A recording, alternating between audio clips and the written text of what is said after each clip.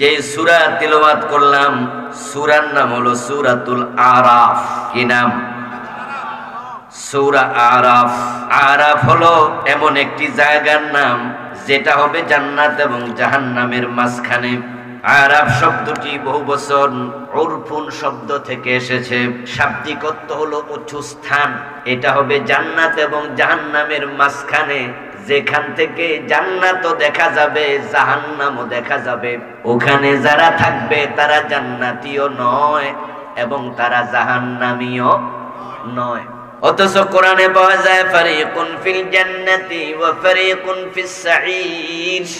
আখিরাতে মানুষ দুই দলে বিভক্ত হবে, একদল জান্নাতমুখী আর একদল হবে জাহান্নামমুখী। তাহলে যারা জান্নাতীও নয় জাহান্নামীও নয় তারা কোথায় থাকলো? তাদের জন্যই আরেকটা জায়গা যেটার নাম আরাফ। ওরাও এক পর্যায়ে আল্লাহর করুণা সিক্ত হয়ে জান্নাতি হয়ে যাবে। সূরা আরাফের অধিবাসীদেরকে নিয়ে আল্লাহ তাআলা আলোচনা করেছেন। রাসূলুল্লাহ সাল্লাল্লাহু আলাইহি ওয়াসাল্লাম বলেছেন, আল্লাহ যখন মানুষের আমল ওজন করবে, যার আমল নামায় উকুনের ডিম পরিমাণ নেক বেশি হবে, বিনা হিসাবে বিনা শাস্তিতে। আমল যখন বেশি হবে শাফাতের দরকার নাই, মুহাসাবার দরকার নাই। আল্লাহ যখন দেখবেন নেক আমল বেশি, ডাইরেক্ট জান্নাত দিয়ে দেবেন। তাদেরকে আর ফাকরাও করা হবে না, মুআখাযা হবে না। উকুনের ডিম উদাহরণটা বড়ই চমৎকার উদাহরণ। কোরআনের বিভিন্ন জায়গায় আমরা পেয়েছি যাররা পরিমাণ নেকামল যদি হয়, যাররা পরিমাণ বদামল যদি হয়, ফামান ইয়ামাল মিসকালা যাররাতিন খায়রান ইয়ারাহ ওয়া মান ইয়ামাল মিসকালা যাররাতিন শাররান ইয়ারাহ। যাররা শব্দটা যারা সাধারণ শিক্ষিত মানুষ, কম শিক্ষিত মানুষ তাদেরকে বোঝানো কঠিন। যাররা শব্দের অর্থ হলো অণু। এখন যারা রিকশাওয়ালা ঠেলাওয়ালা দিন মজুর, ওরা অণু আর পরমাণু বোঝে, কিন্তু কোনের ডিম। দেখেন রাসূলুল্লাহ সাল্লাল্লাহু আলাইহি সাল্লাম এমন একটা উদাহরণ দিলেন যেটা একবারে মূর্খ লোকও বুঝবে। কি চমৎকার করে রাসূল বললেন, উকুনের ডিম পরিমাণ যদি নেকামল বেশি হয়, আল্লাহর নবীর সুপারিশ লাগবে না, কারো সুপারিশ লাগবে না, ডাইরেক্ট আল্লাহ জান্নাত দিয়ে দেবে। ফাম্মা মান সাকুলাত মাওয়াজিনুহু ফাহুয়া ফি ঈশাতির রাদিয়াহ। সামান্য বেশি হয়েছে, উত্তম আবাসস্থল জান্নাত পেয়ে গেল। আর যার আমল নামায় উকুনের ডিম পরিমাণ আমল কম হবে, গুনাহ উকুনের ডিম পরিমাণ বেশি হবে, আল্লাহ তাকে জাহান্নামে দিয়ে দেবেন। নাউযুবিল্লাহ। ওয়া আম্মা মান খাফফাত মাওয়াজিনুহু ফাউম্মুহু হাবিয়া। আর যার আমল নামায় গুনাহ এবং সওয়াব সমান সমান হবে, বরাবর হবে, তাকে আল্লাহ তাআলা শুরুতে জান্নাতও দেবে না, জাহান্নামও দেবেন না। তাকে যেখানে রাখবেন ওই জায়গাটার নাম হলো আরাফ। আমার তেলাওয়াতকৃত সূরা সূরাতু আরাফ। আল্লাহ তাআলা বলেন, ওয়া আলাল আরাফি রিজালুন ইয়ারিফুনা কুল্লাম বিসীমাহুম ওয়া নাদাউ আসহাবাল জান্নাহ আন সালামুন আলাইকুম লাম ইয়াদখুলুহা ওয়া হুম ইয়াতমাউন। আরাফের অধিবাসীরা জান্নাতীদেরকে ডেকে সালাম দেবে, কিন্তু তারা তখনও জান্নাতে প্রবেশ করে নাই। তবে তাদের অন্তরে জান্নাতে যাওয়ার বাসনা বাসনা কিছু কথা নিজেরাও কইেন, হেঁটেও দিও না। তারা জান্নাতে এখনো যায়নি, জান্নাতে যাওয়ার শখ আছে। ওয়াইদা সুরিফাত আবসারুহুম তিলকা আসহাবিন নার, তারা যখন জাহান্নামের দিকে তাকাবে, জাহান্নামের শাস্তি তারা নিজের চোখে দেখবে। ক্বালু রাব্বুনা, ক্বালু তখন তারা বলবে রাব্বানা লা তাজআলনা মাআল কওমিজ জালিমিন, ও আমাদের রব, এই জালেম জাহান্নামীদের সাথে তুমি আমাদেরকে সঙ্গী বানাইও না। আরাফে দাঁড়ায় দাঁড়ায় বলবে আমাদেরকে জাহান্নাম থেকে তুমি বাঁচায়া দাও। আরাফের অধিবাসী মানুষগুলো জান্নাতীদেরকে দেখবে, জাহান্নামীদেরকে দেখবে,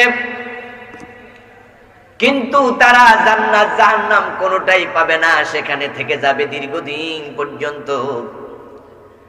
সেদিন তারা বুঝবে উকুনের ডিম পরিমাণ নেক আমল যদি বেশি থাকতো আজকে আরাফে থাকা লাগতো না।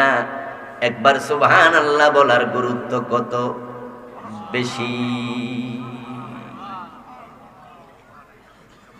কারণ যাদের উকুনের ডিম পরিমাণ নেক বেশি তারা তো জান্নাতে চলে গেছে।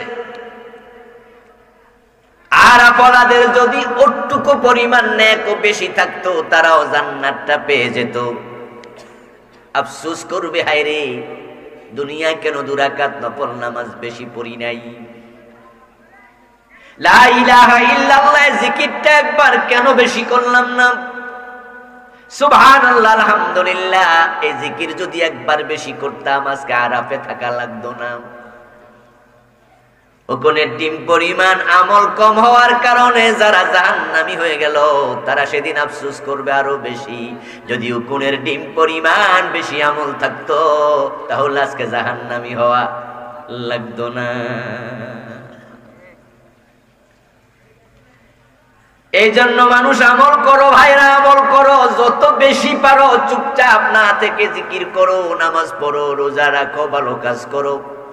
ভালো কাজ করার সামর্থ্য যদি নাও থাকে কমপক্ষে মানুষের সাথে হাসি মুখে কথা বলো, কারণ হাসি মুখে কথা বললো আল্লাহ সাদাকার সওয়াব দিয়ে দেয়। রাস্তার মাঝে কলার সিলকা পড়ে আস, হেঁটে যাচ্ছেন, পা দিয়ে ধাক্কা দিয়া কলার সিলকাটা রাস্তা থেকে বাইরে ফেলে দেন। এই যে আপনি একটা কাজ করলেন, কোনো সময় লাগে নাই, কষ্ট হয় নাই, ওইটুকু কাজ করার কারণে আমলনামা আল্লাহ সওয়াব দেবে। হতে পারে ওইটুকু সওয়াবের কারণেই আপনি সেদিন জান্নাতটা পেয়ে যেতেন। আফসোস করে বলবে এই ছোট্টখাটো এই নেক আমলগুলো কেন করলাম না। সেদিন তারা আফসোস করবে কেন নেক আমল করলাম না, কিন্তু সেদিনের আফসোসের কোনো মূল্য নেই। এজন্য যারা আখিরাতে আফসোস করতে না চায় তারা দুনিয়াতে সতর্ক হবে। যারা দুনিয়া সতর্ক থাকে তারাই ডান হাতে আমলনামা পেয়ে যাবে। ডান হাতে আমলনামা পাওয়ার পরে মানুষ মানুষকে প্রশ্ন করবে, এত চমৎকার আমলনামা তুমি কেমনে পাইলা? একই বাজারে তরকারি কিনা খাইছি, একই এলাকায় বসবাস করেছি, পাশাপাশি বিল্ডিং এ ছিলাম, একই মসজিদে নামাজ পড়ছি, কিন্তু আজকে ডান হাতে আমলনামা পাইলা, জান্নাতের ঘোষণা পাইলা। এত সুন্দর আমলনামা তৈরির পিছনে কারণটা কি বলো দেখি? ফাম্মা মান উতিয়া কিতাবাহু বিয়ামিনিহি فسوف يحاسب حسابا يسيرا وينقلب إلى أهله مسرورا فأما من أوتي كتابه بيمينه فيقول هاؤم اقرءوا كتابيه। ডান হাতে আমলনামা পাওয়ার পরে মানুষ লাফাতে থাকবে, আনন্দে উদ্বেলিত হয়ে যাবে। নিজের আপনজন প্রিয়জনকে খোঁজ করার জন্য হাসরের ময়দানে দৌড়াদৌড়ি করবে। ওয়ায়ানকালিবু ইলা আহলিহি মাসরুরা। ডান হাতে আমলনামা পাওয়ার আগ পর্যন্ত মানুষ মানুষের সাথে পরিচয় দেবে না। ছেলে দেখলে বাবা পালাবে, মা দেখলে ছেলে পালাবে, স্বামী দেখলে স্ত্রী পালাবে। ইয়াউমা ইয়াফিরুল মারউ মিন আখিহি ওয়া উম্মিহি ওয়া আবিহি ওয়া সাহিবাতিহি ওয়া বানিহি, শুধু পালাবে। কিন্তু ডান হাতে আমলনামা পাওয়ার পরে আর পালাবে না, বরং আপনজনদেরকে খোঁজ করতে থাকবে।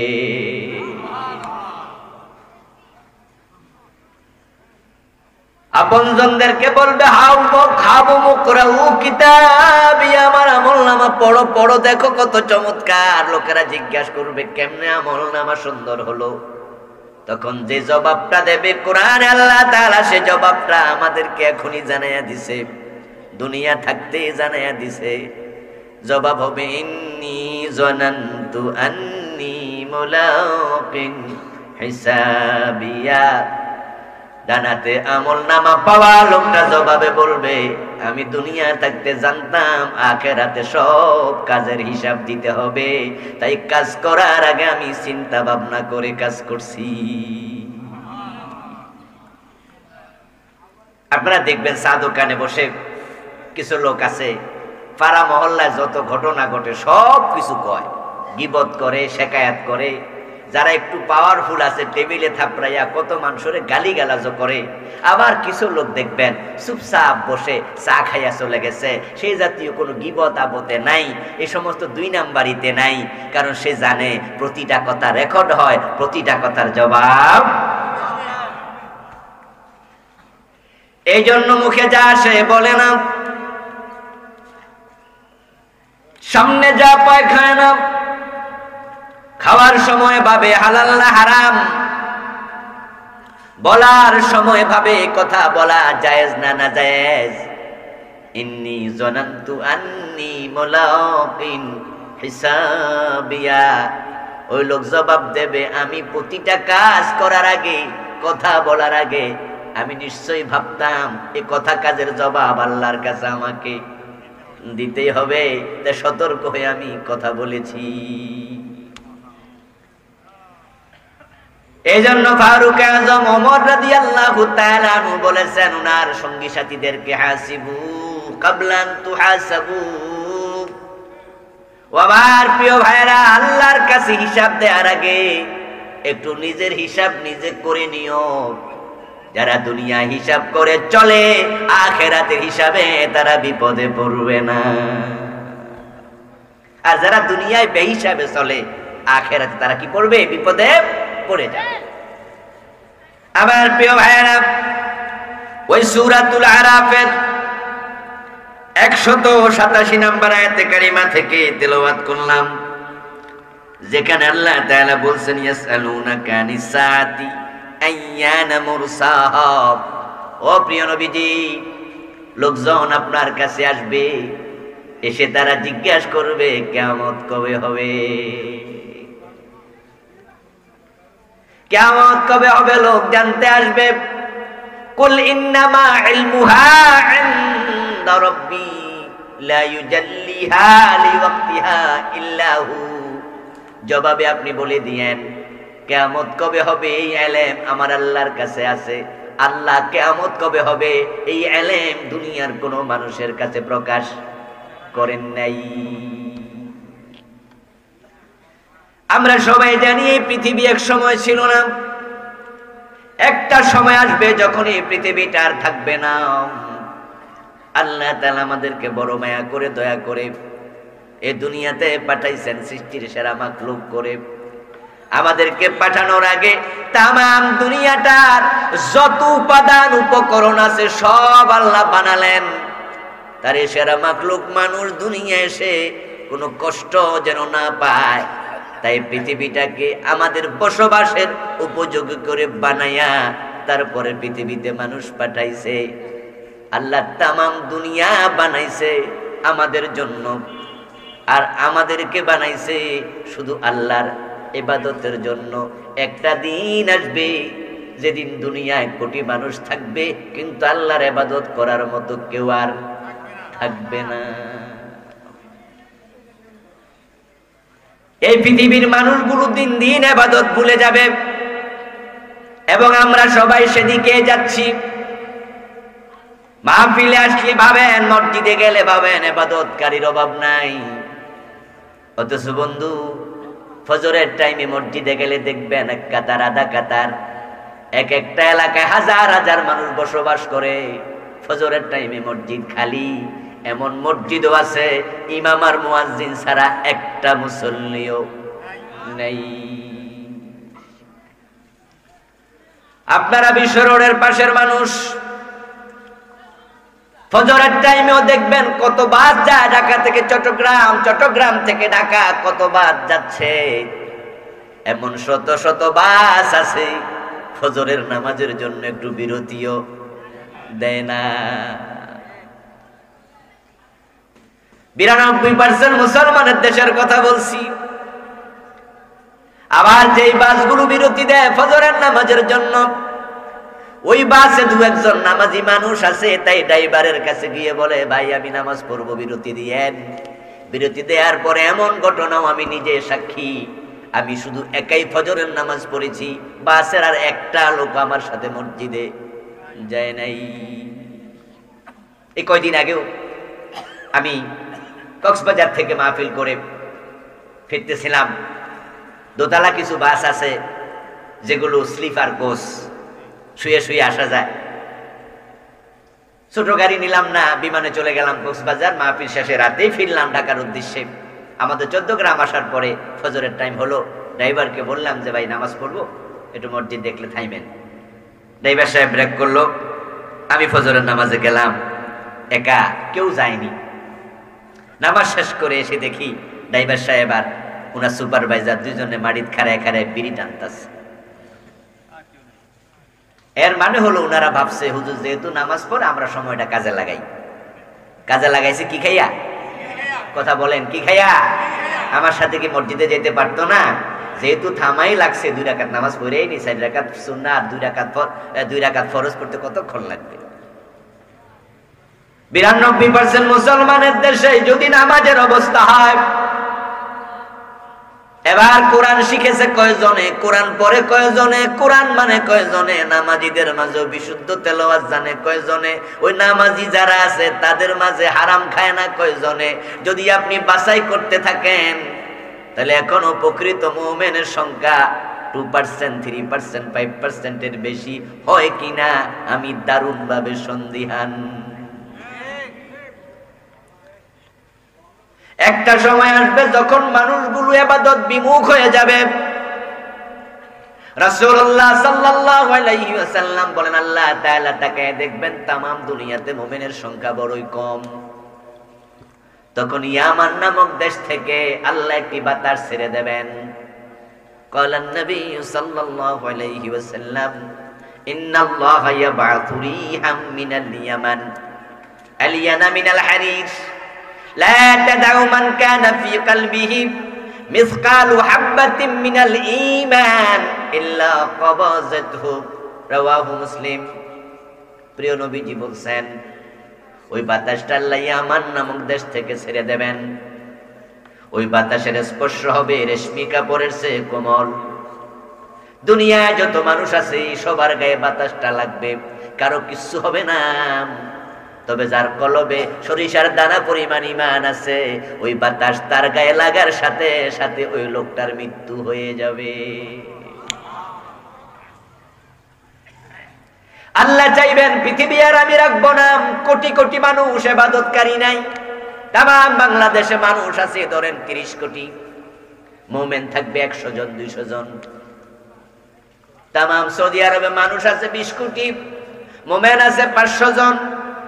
তাম চায়নাতে মানুষ আছে 100 কোটি 150 কোটি, মুমিন আছে 20 জন। আল্লাহ গুনে দেখবেন তাম দুনিয়াতে 1,500 মুমিন। এই অল্প কয়জন মুমিনের জন্য এত বড় পৃথিবী আর রাখা দরকার নাই। বাতাস ছেড়ে দিলাম, মুমিন যে কয়জন আছে তারা মরে যাক। এই বাতাস যখন পৃথিবীর শেষ প্রান্তে পৌঁছবে তখন তাম দুনিয়াতে ঈমানওয়ালা আর একজনও থাকবে না। قال النبي صلى الله عليه وسلم لا تقوم الساعة ولا أحد يقول الله الله। ঈমানওয়ালা যদি পৃথিবীতে একজনও বেঁচে থাকে ঈমানওয়ালার কারণে আল্লাহ তাআলা কিয়ামত বানাবে না। ঈমানদারের সম্মান আল্লাহর কাছে এত বেশি, ঈমানদার একজনও যদি থাকে কিয়ামত হবে না। ঈমানদার যখন থাকবে না, আকাশ এবং জমিনটাকে আর আল্লাহ বাকি রাখবেন না। এই কিয়ামত হঠাৎ করে হয়ে যাবে না, সময় লাগবে। তবে হ্যাঁ, সংগঠিত হবে হঠাৎ। তাতিয়াহুম বাগতাহ, হঠাৎ করে এসে যাবে। অনুষ্ঠিত হওয়ার ঘটনা হঠাৎ ঘটবে, কিন্তু কিয়ামতের পরিস্থিতিটা হঠাৎ হবে না। এটা দিন বাই দিন, ডে বাই ডে হবে। আস্তে আস্তে করে মোমেন্ট কমবে। এক সময় আসবে পশ্চিম দিকে সূর্য উদিত হবে। ওই সূর্য দেখে তামাম দুনিয়ায় যত মানুষ বেঁচে থাকবে, রাসূলুল্লাহ বলেছেন সব মানুষ সেদিন কালেমা পড়ে মুমিন হয়ে যাবে। কিন্তু সূর্য পশ্চিম দিকে যখন উঠবে, কারো ঈমান আল্লাহর কবুল করবেন না। রাসূলুল্লাহ সাল্লাল্লাহু আলাইহি ওয়াসাল্লাম বললেন, সূর্য পশ্চিম দিকে যেদিন উঠবে সেদিন তাওবার দরজা বন্ধ হয়ে যাবে। দুনিয়ার পাপিষ্ঠ মানুষগুলো সেদিন বুঝে ফেলবে লক্ষণ তো ভালো নয়। কোনদিন পশ্চিম দিকে সূর্য উঠলো না, আজকে উঠলো কেন? আরে হুজুররা তো ওয়াজ করছে কিয়ামতের আগে সূর্য পশ্চিম দিকে উঠবে, তাহলে তো বোঝা যায় কিয়ামত এসে গেছে। পাপী মানুষগুলো তখন তাওবা করতে চাইবে, কিন্তু তাওবাটাও তখন আর কবুল হবে না। এখন কবে সূর্য পশ্চিম দিকে উঠবে? রাসূলুল্লাহ সাল্লাল্লাহু আলাইহি ওয়াসাল্লাম কোনদিন তারিখ বলেন নাই। 2000 এত সনে হবে, অমুক মাসে হবে, অমুক দিন হবে। রাসূল যেহেতু দিন তারিখ বলেন নাই, বিষয়টা গোপন। এখন কোন দিন ওঠে আমরাও জানি না। যে গুনাহগুলো আমল নামায় আছে, এখনই তাওবা করা দরকার আছে না নাই? এজন্যই তো কিয়ামতের আলোচনা শোনা দরকার। কোরআন মাজিদ আল্লাহ তাআলা কিয়ামত নিয়ে অসংখ্য আয়াত নাযিল করেছেন। আখিরাতের উপরে কোরআন আয়াতের সংখ্যা 1000-এর কাছাকাছি। যেহেতু আমাদের চূড়ান্ত গন্তব্য আখিরাত, তাই দুনিয়ার মুমিনদের আখিরাত সম্পর্কে ইলম অর্জন করা খুবই জরুরি। আমরা আখিরাত বিমুখ হয়ে যাচ্ছি, আমরা দুনিয়াদার হয়ে গেলাম। আল্লাহর হাবিব এই কথা বলেছেন, ইয়াতি আলান নাসি জামানুন লা ইউবালিল মারউ মা খাযা মিনহু আমিনাল হালাল আম মিনাল হারাম। কিয়ামত যখন ঘনাবে, তখন মানুষগুলো বেপরোয়া হয়ে যাবে। তারা সামনে যা পাবে তাই পকেটে ঢুকাবে, হালাল না হারাম তারতম্য করাটাও ভুলে যাবে। সাবধান মুসলমান, হালাল হারামের ইমতিয়াজ যখন মানুষ ভুলে যায়, তখন তার আমল কবুল হওয়া বন্ধ হয়ে যায়। আপনারা আমার আলোচনা যারা শুনছেন, কান খুলে শুনুন। যারা হারামের সাথে সম্পৃক্ত আছেন, আপনার নামাজ, রোজা, হজ, যাকাত, সাদাকা সব কবুল হওয়া বন্ধ। এটা কিয়ামতের আগের মানুষগুলোর আমল কবুল হবে না। এই কারণে, কারণ এই মানুষগুলো নামাজও পড়বে, আবার সুদের উপরে টাকা লাগাবে। 5 ওয়াক্ত নামাজ পড়ে, অফিসে ঘোষণা দিলে সাইন করে না, এমন অফিসার আছে না নাই? হারামের সাথে সম্পৃক্ত নয় এমন মুসল্লির পার্সেন্টেজ কত? আমি বেনামাজির কথা বলছি না। যারা বেনামাজি তাদের কথা বলে লাভ নাই, কারণ বেনামাজি আর পশু কোনো পার্থক্য নেই। মান তারাকা সালাতাম মুতাআম্মিদান ফাকাদ কাফারা। ইচ্ছা করে যে নামাজ ছেড়ে দেয়, তার ঈমান থাকে না, সে কুফরি করে। আমি আপনাদের কথা বলছি যারা আজকের মাহফিলে আছেন, যারা 5 ওয়াক্ত নামাজ পড়েন, তারা হারামের সাথে সম্পৃক্ত নাই কত পার্সেন্ট? বরং আমি তো দেখি হারাম খায়, নামাজ পড়ে, সিনেমা হলের মালিক, আবার মসজিদের সভাপতি। সুদ খায়, ঘুষ খায়, নামাজ পড়ছে, ওজনে কম দেয়, নামাজ পড়ে মালে বেজাল দেয়, নামাজ পড়ে বোনের হক দেয় না। বাবা মরে গেছে 10 বছর আগে, এখনো বোনের সম্পদ জোর কইরা ধরে রাখছে, এমন নামাজি ভাই আছে না নাই? আমার বন্ধু সুদের টাকা, ঘোষের টাকা, হারাম টাকা দিয়া আপেল আঙ্গুর কিনতেছেন, চাল কিনে ডাল কিনে খাচ্ছেন, আপনার দেহের রক্ত মাংস হারাম থেকে বড় হচ্ছে। আপনি বাংলাদেশের মসজিদে কেন, বাইতুল মুকাররমে কেন? আপনি কাবার ভিতরে ঢুকে দোয়া করবেন, হারাম খাইলে আপনার দোয়া কাবার ভিতরেও কবুল হবে না। আরে ভাই, এই যে আমরা ফিলিস্তিনের জন্য দোয়া করতেছি, ফিলিস্তিনের মুসলমানদেরকে মেরে শেষ করে দিচ্ছে, কে দোয়া করে না? তাম দুনিয়াতে 200 কোটির মতো মুসলমান আছে। আমার তো মনে হয় আমরা দোয়া করি নাই এমন মুসলমান পাওয়া খুব কঠিন। সবাই দোয়া করছি। বলুন তো, আসমান থেকে ফিলিস্তিনে সাহায্য করার জন্য ফেরেশতা আইছে কয়জন? আসে নাই।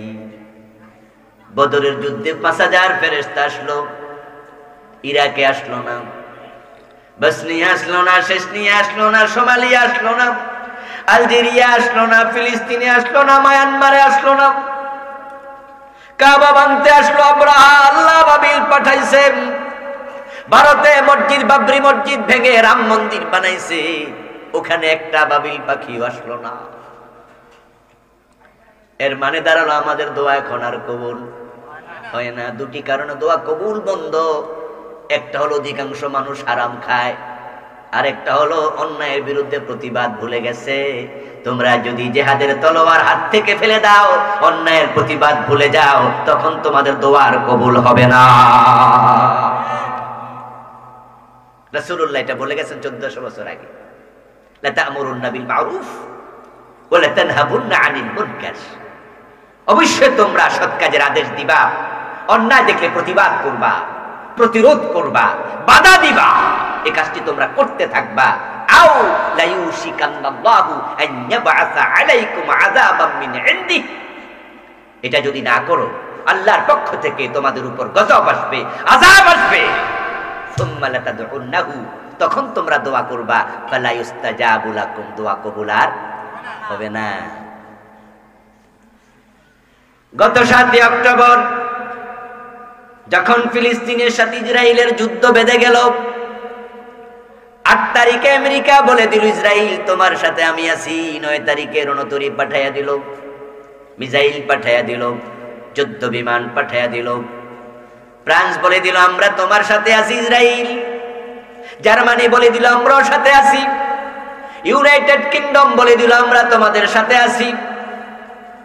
কিন্তু যে মুসলমানগুলো মাইর খাচ্ছে, পৃথিবীর 200 কোটি মুসলমান, 65 মুসলিম কান্ট্রি, 57টা ওআইসির সদস্য এক জায়গায় একত্রিত হইয়া একটা প্রতিবাদ মিছিল করার সাহস করে নাই। ওআইসির মিটিং ডেকে সবাই মিলে একটা ধমক দেবে, একটু প্রতিবাদ করবে, কাজটিও করে নাই। অন্যায় কাজে প্রতিরোধ আমরা ভুলে গেছি। তে কাবার ইমাম দোয়া করে, দোয়া কবুল হয় না। হারাম খাইলে দোয়া কবুল হবে না, অন্যায় প্রতিবাদ ভুলে গেলে দোয়া কবুল হবে না। কিয়ামতের আগে মানুষ হারামের সাথে সম্পৃক্ত হয়ে যাবে। হারাম খায় না এমন মানুষের সংখ্যা 5% দেশে আছে কিনা সেটাই আমার সন্দেহ লাগে। অবস্থা বড় খারাপ হয়ে যাবে কিয়ামতের আগে। আস্তে আস্তে করে মানুষ ঈমান হারা হবে, আমল হারা হবে, তখন কিয়ামতটা আসবে। এখন কিয়ামত কবে আসবে? কিছু সিমটম বিশ্বনবী আমাদেরকে বলেছেন। আমি আজকে আপনাদের সামনে কিয়ামতের পূর্ব যে আলামতগুলো আছে, আমার লিখা এই বইটাতে আমি 50টা লিখেছি। আপনারা শুনতে রাজি থাকলে সংক্ষেপে তুলে ধরবো, শুনবেন? কিয়ামতের 50টা আলামত হাদিস থেকে আমি একসাথ করেছি। এই বইটার নাম দিয়েছি আমি ওহির আয়নায় পরকাল। একবারে মৃত্যু থেকে জান্নাত জাহান্নাম পর্যন্ত যতগুলো ধাপ আছে আমি 1000-এর উপরে দলিল দিয়ে এটা লিখেছি। আলহামদুলিল্লাহ, অনেক বড় বই, 400 পৃষ্ঠার মতো। কিয়ামতের আলামত সম্পর্কে রাসূল আমাদের জানাইছেন কেন? আমরা যেন এই কাজগুলো না করি। এগুলো করার মানে হলো কিয়ামতকে আহ্বান করা। মুসলমান যখন কমবে কিয়ামত তখন আগাবে। কিন্তু দুনিয়ার মানুষগুলো এত হতভাগা যে যত বড় জালেম সে মুসলমানকে তত বড় দুশ্মন মনে করে। মুসলমান যখন থাকবে না দুনিয়াটাও থাকবে না, দুনিয়া যখন থাকবে না তোমাদের নেতাগিরিও থাকবে না। তাই যারা জালেম তারা আলেমদেরকে সম্মান করা উচিত। আলেমরা থাকবে, মুমিন থাকবে, মুমিন থাকলে পৃথিবী থাকবে, পৃথিবী থাকলে তোমাদের এমপি মন্ত্রীগিরি থাকবে। কথা ছিল আলেমদেরকে দুধ কলা খাওয়াইয়া লালন করা, উল্টা মুসলমান যেখানে বোমা মারে সেখানে আলেমদেরকে ধরে ধরে জেলে ঢুকায়া দেয়, জুলুম করে মেরে ফেলে ফাঁসি দেয়। ও হতভাগারা বুঝলো না, নিজের পায়ে নিজেরা কুড়াল মারছে। হ্যাঁ বুঝবে তখন, পশ্চিম দিকে সূর্য উঠবে, ঈসা নবী আকাশ থেকে নেমে আসবে, ইমাম মাহদীর আত্মপ্রকাশ ঘটবে, দাজ্জাল এসে যাবে, ইয়াজুজ মাজুজের আগমন ঘটবে, দাব্বাতুল আরদ বের হবে, দুনিয়ায় ধোঁয়ায় ছেয়ে যাবে। নিজের চোখে কিয়ামত দেখবে, তখন বুঝবে মুমিনদেরকে কেন মানলাম।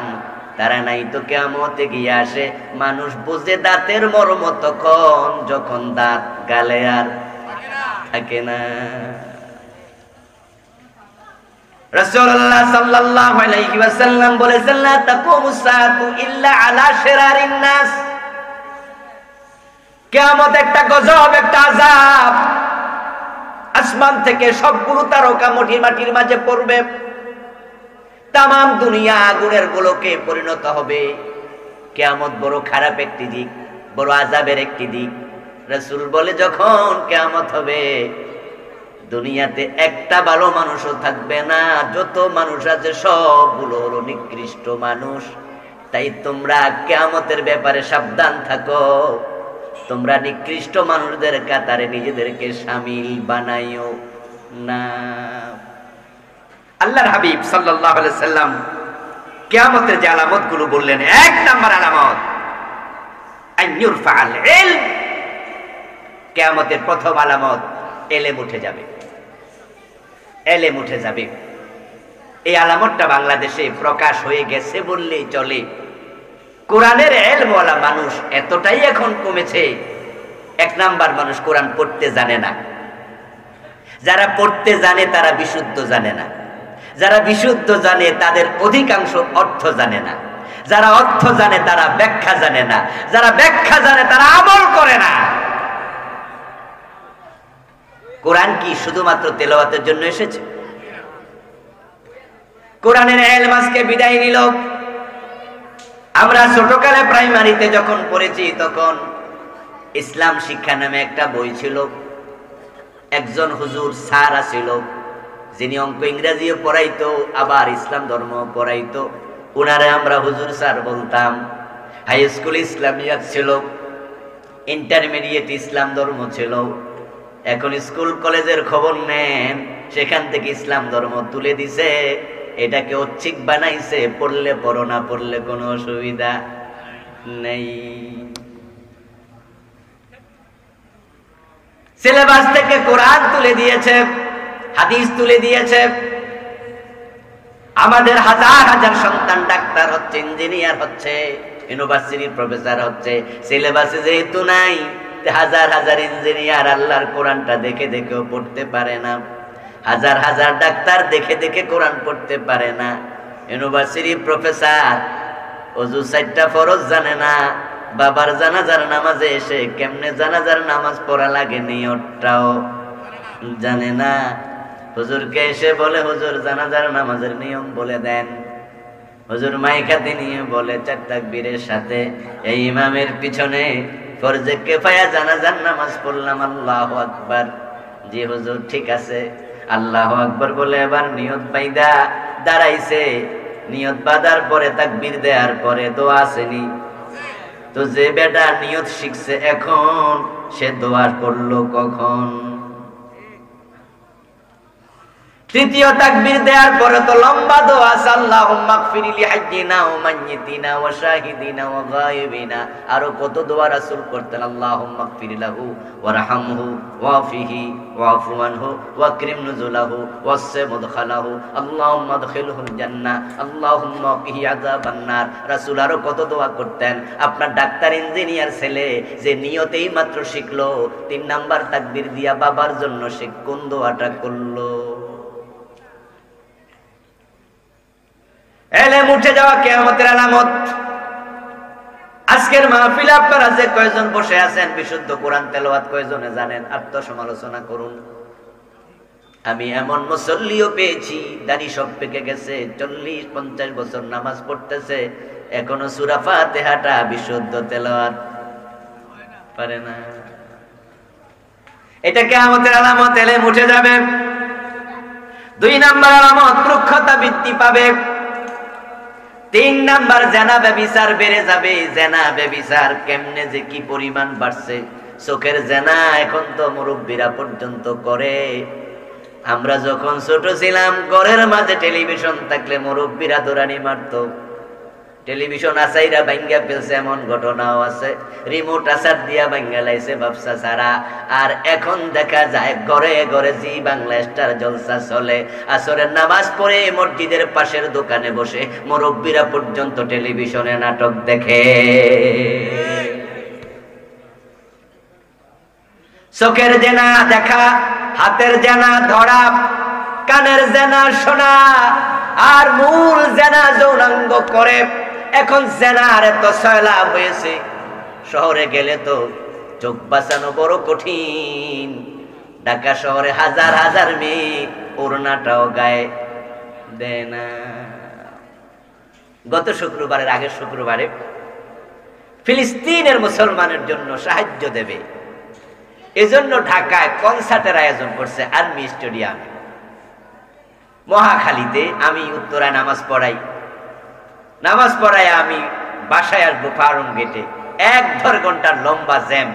খবর নিয়ে পরে দেখলাম ফিলিস্তিনের মুসলমানের জন্য কনসার্ট হবে। এখানে গায়িকারা গায়করা গান গাইবে, ওখান থেকে প্রাপ্ত অর্থ ফিলিস্তিনে পাঠাবে। আর ওই কনসার্টের পরবর্তীতে ফেসবুকে ছবি দেখলাম, যুবতী মেয়েরা যুবকের ঘাড়ের মাঝে উঠে লাফাচ্ছে।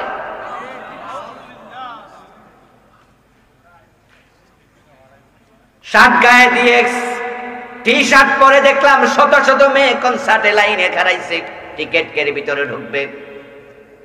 আমার বন্ধু, জেনা এখন ইজি হয়ে গেছে। ব্যভিচার যখন বেড়ে যাবে তখনই বোঝা যাবে কিয়ামত হতে আর বেশি বাকি নেই। কিয়ামতের আলামত। মদ পান বৃদ্ধি পাবে, নারীর সংখ্যা বেড়ে যাবে, পুরুষ কমে যাবে। রাসূলুল্লাহ সাল্লাল্লাহু আলাইহি সাল্লাম বলেছেন, ইযা উসিদাল আমরু ইলা গায়রিহি ফান্তাজিরিস সাআ। কিয়ামতের আরেকটা ভয়াবহ আলামত হলো অযোগ্য লোকেরা সমাজের নেতা হয়ে যাবে। এই আলামতটা বাকি আছে না চলে আসছে? এখন আমাদের সংসদে এমন সদস্য আছে যারা দেখে দেখে বাংলা রিডিং পড়তে জানে না। এমপি তো না, শুধু মন্ত্রী একজনকে দেখলাম সংসদের অধিবেশনে কি জানি পড়তেছে, মনে হয় যেন এই মাত্র প্রাইমারিতে ভর্তি হয়েছে। গায়িকা নায়িকা বিভিন্ন ধরনের লোক আজকে সংসদে ঢুকে, তারা আইন বানাবে, আইন প্রণেতা হবে। আমার রাসূল 1400 বছর আগে বলেছেন, যখন যোগ্য লোকেরা সমাজে নেতৃত্ব দেবে বুঝবে কিয়ামত হতে আর বেশি দিন বাকি নাই। 8 নাম্বার হচ্ছে ধন সম্পদের প্রাচুর্যতা হবে। হ্যাঁ বন্ধু, পায়ে জুতা ছিল না, জামা কেনার মতো টাকা নাই, এতটা গরিব। তাদের সন্তানেরা আজকে বড় বড় বিশাল বিশাল বিল্ডিং বানাবে, কোটি কোটি টাকার মালিক হবে। ওই গরিবের ছেলে 1000 কোটি টাকার মালিক হইয়া কোটি টাকা দিয়া গাড়ি হাঁকায়া চলবে। কিয়ামতের আলামত, গরিব মানুষগুলো ধনী হয়ে যাবে। এবং হযরত ঈসা আলাইহিস সালাম যখন আসবেন, ইমাম মাহদী আগমন করবেন, চূড়ান্ত আলামত তখন প্রকাশ পাবে। আমার রাসূল বলেছেন, আমার বংশ থেকে যেই লোকটা আমার নামে আবির্ভূত হবে, ইমাম মাহদীর কথা তিনি বললেন, সে যখন দেশ চালাবে সম্পদের প্রাচুর্য এমন হবে, মানুষ যখন চাইবে তখন দেয়ার সময় এত বেশি দেবে, কত টাকা দিল সেটা গনেও দেখবে না। সম্পদ বেড়ে যাওয়া ভালো লক্ষণ নয়। আমরা যদিও সম্পদের জন্য খুব পাগল, হালাল ভাবে আসুক আপত্তি নাই, কিন্তু হারাম ভাবে বেড়ে যাওয়া কল্যাণকর নয়। আর সম্পদের প্রাচুর্যতা যখন বেশি হয়ে যাবে, রাসূল বলছে কিয়ামত তখন ঘনিয়ে আসবে, যাকাত খাওয়ার মতো লোক পাবে না। এটা কিয়ামতের আগে ঘটবে। আরেকটি আলামত 10 নাম্বার, আরব ভূমি সুজলা সবলা বাগ বাগিচায় পরিণত হবে এবং আরব দেশে প্রবাহিত নদী আসবে। এই আলামতটা এখনো আমরা দেখিনি। কিয়ামতের আগে আরব দেশেও নদ নদী তৈরি হবে, সেখানেও গাছগাছালি হবে, বাগান হবে, মদিনার জনবসতি ইহাব নামক জায়গা পর্যন্ত পৌঁছে যাবে। কিয়ামতের আরেকটি আলামত, এটা মনে রাখেন, ফোরাত নামক নদী কারবালায় পাশে ইরাকে, সে নদী শুকায়া যাবে, ওই নদীর মাঝখান থেকে স্বর্ণের খনি বের হবে। রাসূল বলেছেন আরেকটি হাদিসে, স্বর্ণের পাহাড় বের হবে। তোমরা যদি বেঁচে থাকো, ফোরাত থেকে বের হওয়া ওই স্বর্ণের খনি থেকে ফালা তাখুযু মিনহু শাইআ, সামান্য নিতে যেও না, কারণ সেই স্বর্ণের খনিকে কেন্দ্র করে এমন একটি যুদ্ধ সংগঠিত হবে, ওই যুদ্ধে 100 জন অংশগ্রহণ করে 99 জন মরে যাবে। এই হাদিসটা পড়ার পরে আমি একটু ব্যাখ্যা তালাশ করলাম যে কেমনে কি হবে। তখন আমার কাছে মনে হলো, ঈসা আলাইহিস সালাম যে দাজ্জালকে হত্যা করবেন, এই ঘটনা এবং ওই ঘটনা কাছাকাছি হবে। ঈসা নবী দাজ্জালকে হত্যা করবেন বর্শা দিয়ে, যুদ্ধটা হবে দাজ্জালের সাথে তলোয়ার দিয়ে। অথচ রাসূলুল্লাহ বলেছেন দাজ্জালের অনুসারী হবে ইহুদিরা। ইসরায়েলের ইহুদিদের কাছে পরমাণু অস্ত্র আছে, তাহলে তাদের লিডার দাজ্জালকে ঈসা নবী তলোয়ার দিয়ে বর্শা দিয়ে মারবে। এর বিপরীতে তারা তো আগ্নেয়াস্ত্র ব্যবহার করবে। আগ্নেয়াস্ত্র থাকলে তো আর তলোয়ারের যুদ্ধ হবে না। তলোয়ারের যুদ্ধ হওয়া প্রমাণ করে আগ্নেয়াস্ত্র থাকবে না। আর আগ্নেয়াস্ত্র কখন থাকবে না? যখন ফোরাতের সেই স্বর্ণের খনি বের হবে, ওটাকে দখল করার জন্য আধিপত্যবাদীরা যুদ্ধ করবে। ওই যুদ্ধে 100 জনের মাঝে 99 জন মারা যাবে। আর এত মানুষ যদি মরে, তলোয়ারের যুদ্ধ হবে না, নিশ্চয়ই পরমাণু যুদ্ধ হবে। এবং সেই আবহ তৈরি হয়ে যাচ্ছে। আপনারা যারা সচেতন মানুষ, তারা জানেন ইতিমধ্যে ইরাক দখল করেছে আমেরিকা। আমেরিকার সৈন্য ইরাকে আছে এবং ইরাক শাসন করছে আমেরিকার তাবেদার সরকার। ইউক্রেনের যুদ্ধের কারণে রাশিয়ার সাথে আমেরিকার একটি বৈরিতা তৈরি হয়ে গেছে। এখন রাশিয়া ও মধ্যপ্রাচ্যের দিকে তাদের চোখ বড় করে তাকায় আছে। ইউক্রেনের যুদ্ধকে কেন্দ্র করে আমেরিকা যদি হেরে যায়, ইউক্রেন যদি পরাজিত হয়, আমেরিকায় পরাজিত হবে। রাশিয়া আলাদা একটি ব্লক তৈরি করবে, চায়নাকে সাথে নেবে, পৃথিবী 2 ভাগে বিভক্ত হবে। তখন আমেরিকা ওই যে ফোরাত থেকে বের হওয়া স্বর্ণের খনি একা খাইতে পারবে না, ভোগ করতে পারবে না। বের হওয়ার পরে আমেরিকা তার সৈন্য দিয়া, তার তাবেদার সরকার দিয়া সেটা দখল করতে গেলে রাশিয়াও আগায় আসবে ওই ফোরাতের স্বর্ণের খনি নিয়া। পরমাণু যুদ্ধ সংগঠিত হওয়ার সম্ভাবনা খুবই বেশি। এজন্য প্রিয় নবী বলছে, আমার উম্মতেরা তোমরা শোনো, ইউশিকুল ফুরাত আন ইয়াহসিরা আন কানজিম মিন যাহাব ফামান হাদারাহু ফালা ইয়াখুয মিনহু শাইয়া। যখন সে ফোরাত থেকে খনি বের হবে, তোমরা যারা আছো ঈমানদার, ওই যুদ্ধে তোমরা যাইও না, ওখান থেকে স্বর্ণ তোমরা নিও না। পরবর্তী হাদিস হচ্ছে 199 জন মরে যাবে, এর মানে তারাই মারামারি থাকবে। আর যখন পরমাণু যুদ্ধ হয়ে যাবে, 3য় বিশ্বযুদ্ধ, আপনারা সবাই জানেন কম বেশি, যদি পরমাণু বোমা বিস্ফোরিত হয়, আমেরিকা ছেড়ে দেয়, রাশিয়াও ছেড়ে দেবে। আর পরমাণু বোমা বিস্ফোরিত হওয়ার পরে মানুষ গণহারে মরে যাবে, বেঁচে থাকবে খুব কম মানুষ। আর ওই মানুষগুলোর কাছেই ইমাম মাহদী, নবী ঈসা এবং দাজ্জাল তারা পরপর আবির্ভূত হবে। এর মানে হলো পরমাণু যুদ্ধের পরে কিয়ামত হতে আর বেশি দেরি হবে না। এবং প্রযুক্তি নতুন করে উদ্ভাবনের আগেই দাজ্জালের আবির্ভাব ঘটে যাবে। আগ্নেয়াস্ত্র নতুন করে বানানোর আগেই ঈসা নবী এসে যাবে। আগ্নেয়াস্ত্র নতুন করে বানানোর আগে ইমাম মাহদীর আবির্ভাব ঘটে যাবে। তাই তখন আপনার পিস্তলের যুদ্ধ নাই, পরমাণুর যুদ্ধ নাই। তাই বর্ষা দ্বারা ইমাম মাহদী ঈসা নবী মিলে দাজ্জালকে হত্যা করার পরে রাসূলুল্লাহ বলেন, উনার বর্ষার আগার রক্ত মানুষকে দেখাবে, দেখো আমি নিজ হাতে দাজ্জালকে হত্যা করেছি। এটাই প্রমাণ করে প্রযুক্তি ধ্বংস হওয়ার পরেই ঈসা নবীর আবির্ভাব ঘটে যাবে। আর ওই স্বর্ণের খনিকে কেন্দ্র করেই পরমাণু যুদ্ধ হওয়ার সম্ভাবনা খুব বেশি। এই জন্য কিয়ামত খুব বেশি দূরে, এটা বলার সুযোগ এই হাদিস দিকে তাকালে মনে হয় নাই। আবার কিছু হাদিস আছে, যেমন প্রিয় নবী বলছে নারীর সংখ্যা এতটাই বাড়বে যে পুরুষ হবে 1 জন, নারী হবে 50 জন, অনুপাত হবে 1:50। এই হাদিসের দিকে তাকালে মনে হয় না, কিয়ামত তো এত তাড়াতাড়ি হবে না। কারণ বাংলাদেশে আমরা মানুষ আছি ধরেন 18 কোটি, তার মাঝে আমাদের ভোটার লিস্টের দিকে তাকালে আমরা দেখি নারী এবং পুরুষ প্রায় সমানে সমান, নাকি এরকম না? সমান সমান, 9 কোটি, 8 কোটি, 8.5 কোটি, এরকম কাছাকাছি। তো 1:50, নারী হবে 50, পুরুষ হবে 1 জন। তাহলে কিয়ামত হতে তো হুজুর আরো 200, 400, 500 আরো বহু বছর আছে। বাস্তবতা তা নয়। বাস্তবতা হলো কিয়ামতের বড় বড় আলামত গুলো যখন প্রকাশিত হবে, রাসূলুল্লাহ সাল্লাল্লাহু আলাইহি ওয়াসাল্লাম বলেছেন, তাসবির দানার রশি যখন ছিঁড়ে যায় তখন দানাগুলো যেমন একটার পর একটা পড়তে থাকে, কিয়ামতের বড় বড় আলামত গুলো যখন আসবে তখন একটার পর একটা আসতেই থাকবে। যদি পরমাণু যুদ্ধটা সংঘটিত হয়, ইরাকে যুদ্ধ করার জন্য আমেরিকা এবং রাশিয়া সহ পৃথিবীর 2 ব্লক হয়ে তারা আগমন করে।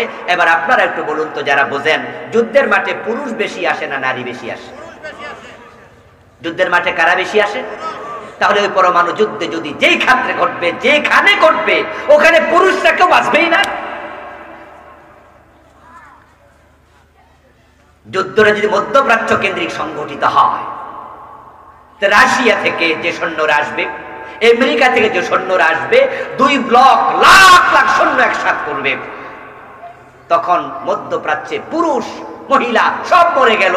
আর সৈন্যরা যারা আসলো, পুরুষরা মরে গেল, তাদের দেশের মহিলারা তো থেকে গেল। তখন নারীদের অনুপাত বাড়তে বেশি দেরি হবে না, অনুপাতটা হঠাৎ করে বেড়ে যাবে। এই হাদিসের দিকে তাকালে মনে হয় কিয়ামত বেশি দূরে, আসলে তা নয়। 13 নম্বর বিপদ মুসিবত বেড়ে যাবে। 14 নম্বর আরব ভূমি থেকে আগুন বের হবে। এটা কিয়ামতের আগে হেজাজ থেকে একটি আগুন বের হবে। ওই আগুন তামাম দুনিয়ার মানুষকে দৌড়াইয়া সিরিয়ার দিকে নিয়ে যাবে। এটা কিয়ামতের একটি বড় আলামত। 15 নম্বর সময় সংক্ষিপ্ত হয়ে যাবে।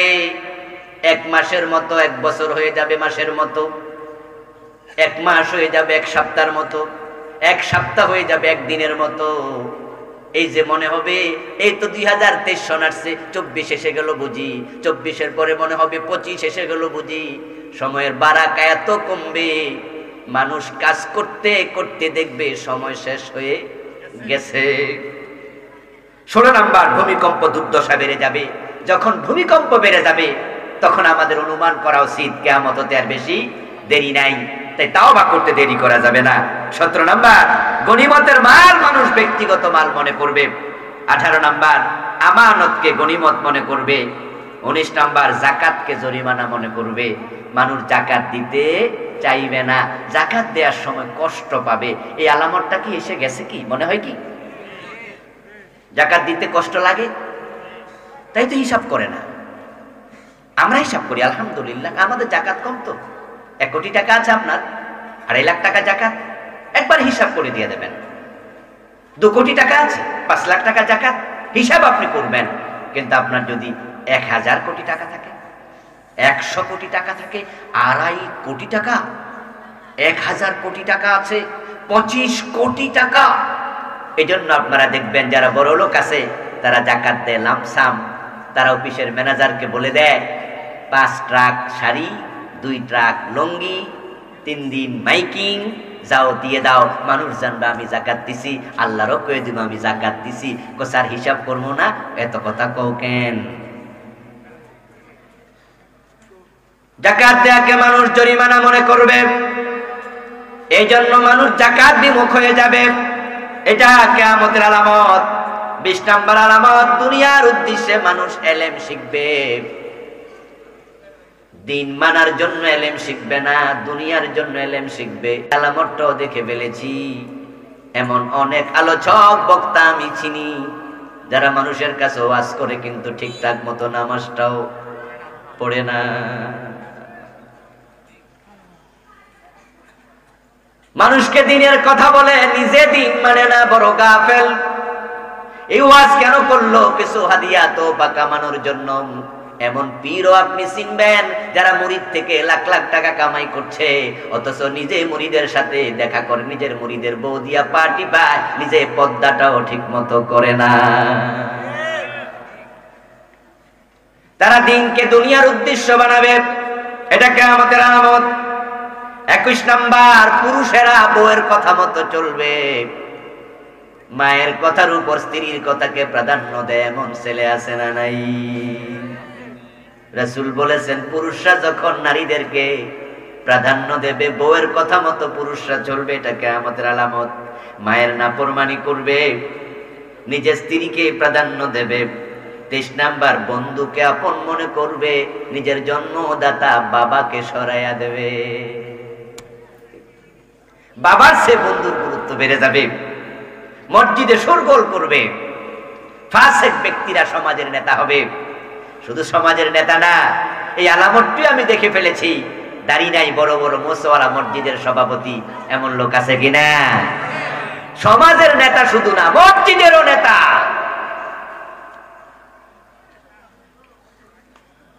ইমাম নিয়োগ দেবে, খতিব নিয়োগ দেবে, ইন্টারভিউ নিচ্ছে। মসজিদের সভাপতি, সেক্রেটারি সব কমিটির লোকেরা বসছে। ইন্টারভিউ বোর্ডে হুজুর দেখে তাকায়, কিরে আলেম তো একজনও নেই, তা আমি ইন্টারভিউ কার কাছে দেব? সভাপতি সাহেব, সেক্রেটারি সাহেব কয় আমাদের কাছে দেন, বলেন তো মাসলা জিগায়। হ্যাঁ, কিয়ামতের আলামত কি কি? সবচেয়ে বড় আলামত, মুরুক্ষরা আলেমের ইন্টারভিউ নেবে। আল্লাহর হাবিব যে আলামত গুলো বললেন, সে আলামত গুলোর মাঝে এটা একটা আলামত। ফাসিকরা সমাজে নেতা হবে। আমি ঢাকা শহরে এমন মসজিদও দেখেছি, গ্রিন রোডে এক জায়গায়, যে মসজিদের মোতাওয়াল্লি মদ পান করত। আমার ভাইয়েরা, বাবা মসজিদের জায়গা দিয়েছে, বাবা মরে গেছে, সেই সুবাদে ছেলে এখন মোতাওয়াল্লি। রাতের বেলা এসেছে খাদেম সাহেবের রুমে, ধাক্কাধাক্কি করছে। সকাল বেলায় খাদেম সাহেব ফজরের নামাজ পড়ে হইচই করে। খাদেম সাহেবের বাড়ি নোয়াখালী, আমার সাথে পরিচিত ছিল। ওই মসজিদে আমি ফজরের নামাজ পড়লাম। মানুষ বলছে খাদেম সাহেব কি হয়েছে, হইচই করেন কেন? রাতের বেলা মোতাওয়াল্লি সাহেব আসলো, আমার হুজরায় ধাক্কাধাক্কি করলো। দেখেন ঘুষাইয়া স্টিলের দরজা কাইট করে এলাইছে, এক পাশ একবারে বড়াই এলাইছে, টেপ পড়ে গেছে। একজন বলল আপনি দরজা কেন খোলেন নাই? এজন্য হয়তো জরুরত ছিল। জোরে ধাক্কা মারছে? কয় না, ঘুষি মারছে। ঘুষি মারছে কেন? কয় খুললে তো আমারে মারতো। কই কেন? কই খাইয়াইছে। আল্লাহর হাবিব বলে গেছেন ফাসিকরা সমাজে নেতৃত্ব দেবে। আজকে আলেম ওলামাদের হাতে নেতৃত্ব নাই, আলেমরা সমাজের নেতা নয়। আবার মসজিদে যারা আছে, যারা সমাজ চালায়, তারা মসজিদের নেতা নয়, নেতৃত্ব আলাদা হয়ে গেছে। অথচ ওমরের দিকে তাকান, আবু বকর সিদ্দিকের দিকে তাকান, নবী মুহাম্মদ সাল্লাল্লাহু আলাইহি ওয়াসাল্লামের দিকে তাকান। ওমর মসজিদে নববীর ইমাম, অদ্য দুনিয়ার প্রেসিডেন্ট। আবু বকর মদিনারও প্রেসিডেন্ট, মসজিদে নববীর ইমাম। নবী মুহাম্মদ সাল্লাল্লাহু আলাইহি ওয়াসাল্লাম 10 বছর মদিনার প্রেসিডেন্ট, আবার মসজিদে নববীর ইমাম। যিনি মসজিদের ইমাম তিনি সমাজেরও ইমাম। এটাই ছিল ইসলাম। কিন্তু আমাদের দেশে মসজিদের ইমাম সমাজে কাজে লাগে না, সমাজের ইমাম মসজিদে কাজে লাগে না। ফাসেকরা নেতৃত্ব করবে, এটা কিয়ামতের আলামত। 26 নম্বর আলামত, মানুষের ক্ষতির ভয়ে লোকজন তাকে সম্মান করবে। সম্মান না দিলে, সালাম না দিলে মামলায় ফেলাই দিবে, সালাম না দিলে বিপদের দিনে সাড়া দেবে না, সালাম না দিলে কৌশলে ফেসে ফেলাইয়া ক্ষতি করবে। এই জন্য মানুষ জালেমদেরকে সালাম দেয়, এটা একটা কিয়ামতের আলামত। মানুষের প্রতি মানুষের সালাম কালাম শ্রদ্ধা হবে ভালোবাসা থেকে, কিন্তু কিয়ামতের আগে মানুষ ক্ষতির ভয়ে মানুষকে সম্মান করতে থাকবে। 27 নম্বর, গায়িকা বাদ্যযন্ত্র ব্যাপকতা লাভ করবে। বাদ্যযন্ত্র এখন তো অ্যাভেলেবেল। কয়দিন আগে দেখলাম আমাদের আলেম ওলামা হুজুররাও এখন ইসলামী সঙ্গীতে বাদ্যযন্ত্র ঢুকাই দিছে। আমাদের দেশে একজন প্রখ্যাত গায়ক, যাকে আমিও শ্রদ্ধা করি ভালোবাসি, দেখলাম উনিও একটি সামরিক সঙ্গীত নামে সঙ্গীতের মাঝে বাজনা ঢুকাই দিছে। এই যে বাদ্যযন্ত্র এগুলো বেড়ে যাবে, এটা কিসের আলামত? কিয়ামতের আলামত। ইসলাম বাদ্যযন্ত্রকে হারাম করেছে। রাসূলুল্লাহ সাল্লাল্লাহু আলাইহি ওয়াসাল্লাম বলেছেন, আমার উম্মতের মাঝে একটি দল, তারা রেশমি কাপড়কে হালাল বানাবে, তারা বাদ্যযন্ত্রকে হালাল বানাবে। আল্লাহর হাবিবের এই হাদিসটা বাস্তবায়ন হতে যাচ্ছে। এই জন্য যেখানে বাদ্যযন্ত্র আছে সেখানে মুসলমান অবস্থান করবে না। রাসূলুল্লাহ সাল্লাল্লাহু আলাইহি ওয়াসাল্লামের সাহাবী রিওয়ায়াত করছেন যে বিশ্বনবী একদিন, আমি উনার সাথে হাঁটছেন, হঠাৎ করে কানে আঙ্গুল ঢুকাইয়া দিলেন, খুব তাড়াতাড়ি হাঁটলেন। অনেক দূর যাওয়ার পর আমাকে বললেন, কিছু শোনা যায় কি? আমি বললাম না তো। তিনি কান থেকে হাত সরাইলেন, বললেন যে আমি গানের আওয়াজ শুনছিলাম, কানে আঙ্গুল দিয়ে দৌড়াইয়া আসলাম, কারণ এটাতে আল্লাহর গজব করার সম্ভাবনা আছে। যে এলাকায় বাদ্য হয়, যন্ত্র হয়, গান হয়, বাঁশির আওয়াজ হয়, রহমত শূন্য হয়ে যায়। আর এখন আমাদের দেশে কিছু মাজার আছে, দরবার আছে, যেখানে জিকিরও করে ঢোল তবলা বাজাইয়া। রাসূলুল্লাহ বলে গেছেন এগুলো কিয়ামতের আলামত। 29 নম্বর আলামত, 28 নম্বর আলামত, উম্মতের পরবর্তী লোকেরা পূর্ববর্তী লোকদেরকে অভিশাপ দেবে। 29 নম্বর, রক্তিম বর্ণের জ্বর হবে। 30 নম্বর, ভূমিধস হবে। 31 নম্বর, কিয়ামতের আলামত, চেহারা বিকৃত হবে। আগেকার জামানায় মানুষকে আল্লাহ বান্দর বানাইছে, এমন কথাও আল্লাহর কোরআনে আছে। শুকর বানাইছে, এমন ঘটনাও ঘটেছিল। আল্লাহর হাবিবের দোয়ার বদৌলতে এই আযাবে গজব থেকে আল্লাহ আমাদের বাঁচাইছে। তবে কিয়ামতের আগে চেহারা বিকৃতির আযাব আবার ফিরে আসবে। 32 নম্বর, পাথরের বৃষ্টি হবে। পাথরের বৃষ্টি, শিলা বৃষ্টি, দুটো এক জিনিস নয়।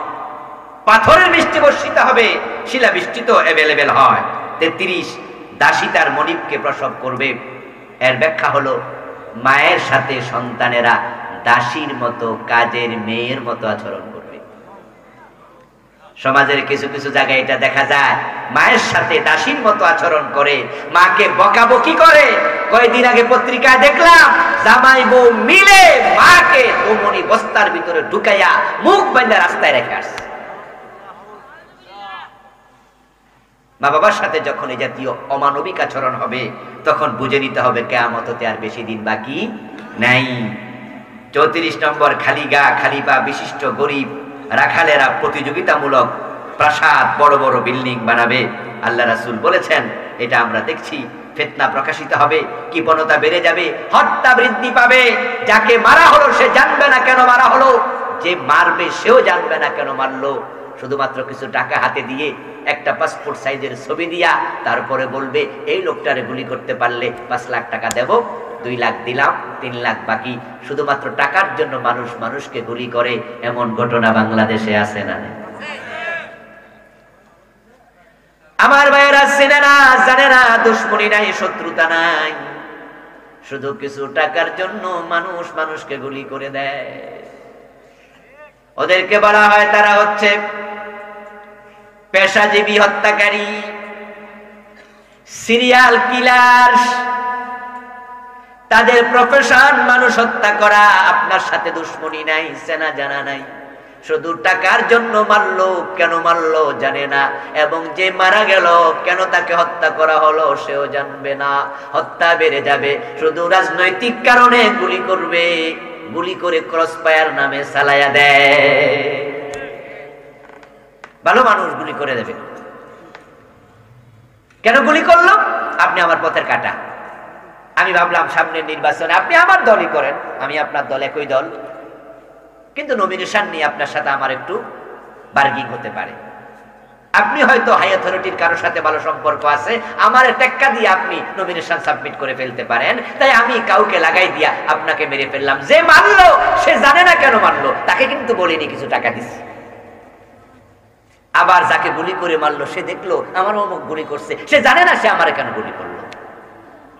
হত্যা বড় সস্তা হয়ে যাবে যখন সমাজে হত্যা বেড়ে যাবে। বুঝে নিও কিয়ামত আর বেশি দেরি নেই। আর 30 নাম্বার, দুনিয়ার সম্পদের বিনিময়ে মানুষ দিন বিক্রি করে ফেলবে। নাউযুবিল্লাহি মিন যালিক। মানুষ ইসলাম বিক্রি করবে, দিন বিক্রি করবে, টাকা দিলে ফতোয়া দেবে। এগুলো কিয়ামতের আলামত। হালালকে হারাম বানায়া দেবে, হারামকে হালাল বানায়া দেবে। বউ তালাক দেওয়ার পরে হুজুরের কাছে 500 টাকা দিলে তালাক্কা বউ জায়েজ করে দেয়, এমন কিছু আলেম আছে। এগুলো কিয়ামতের আলামত। কিয়ামতের আলামত। টাকা দিলে তালাকওয়ালা বউ নাকি জায়েজ হয়ে যায়।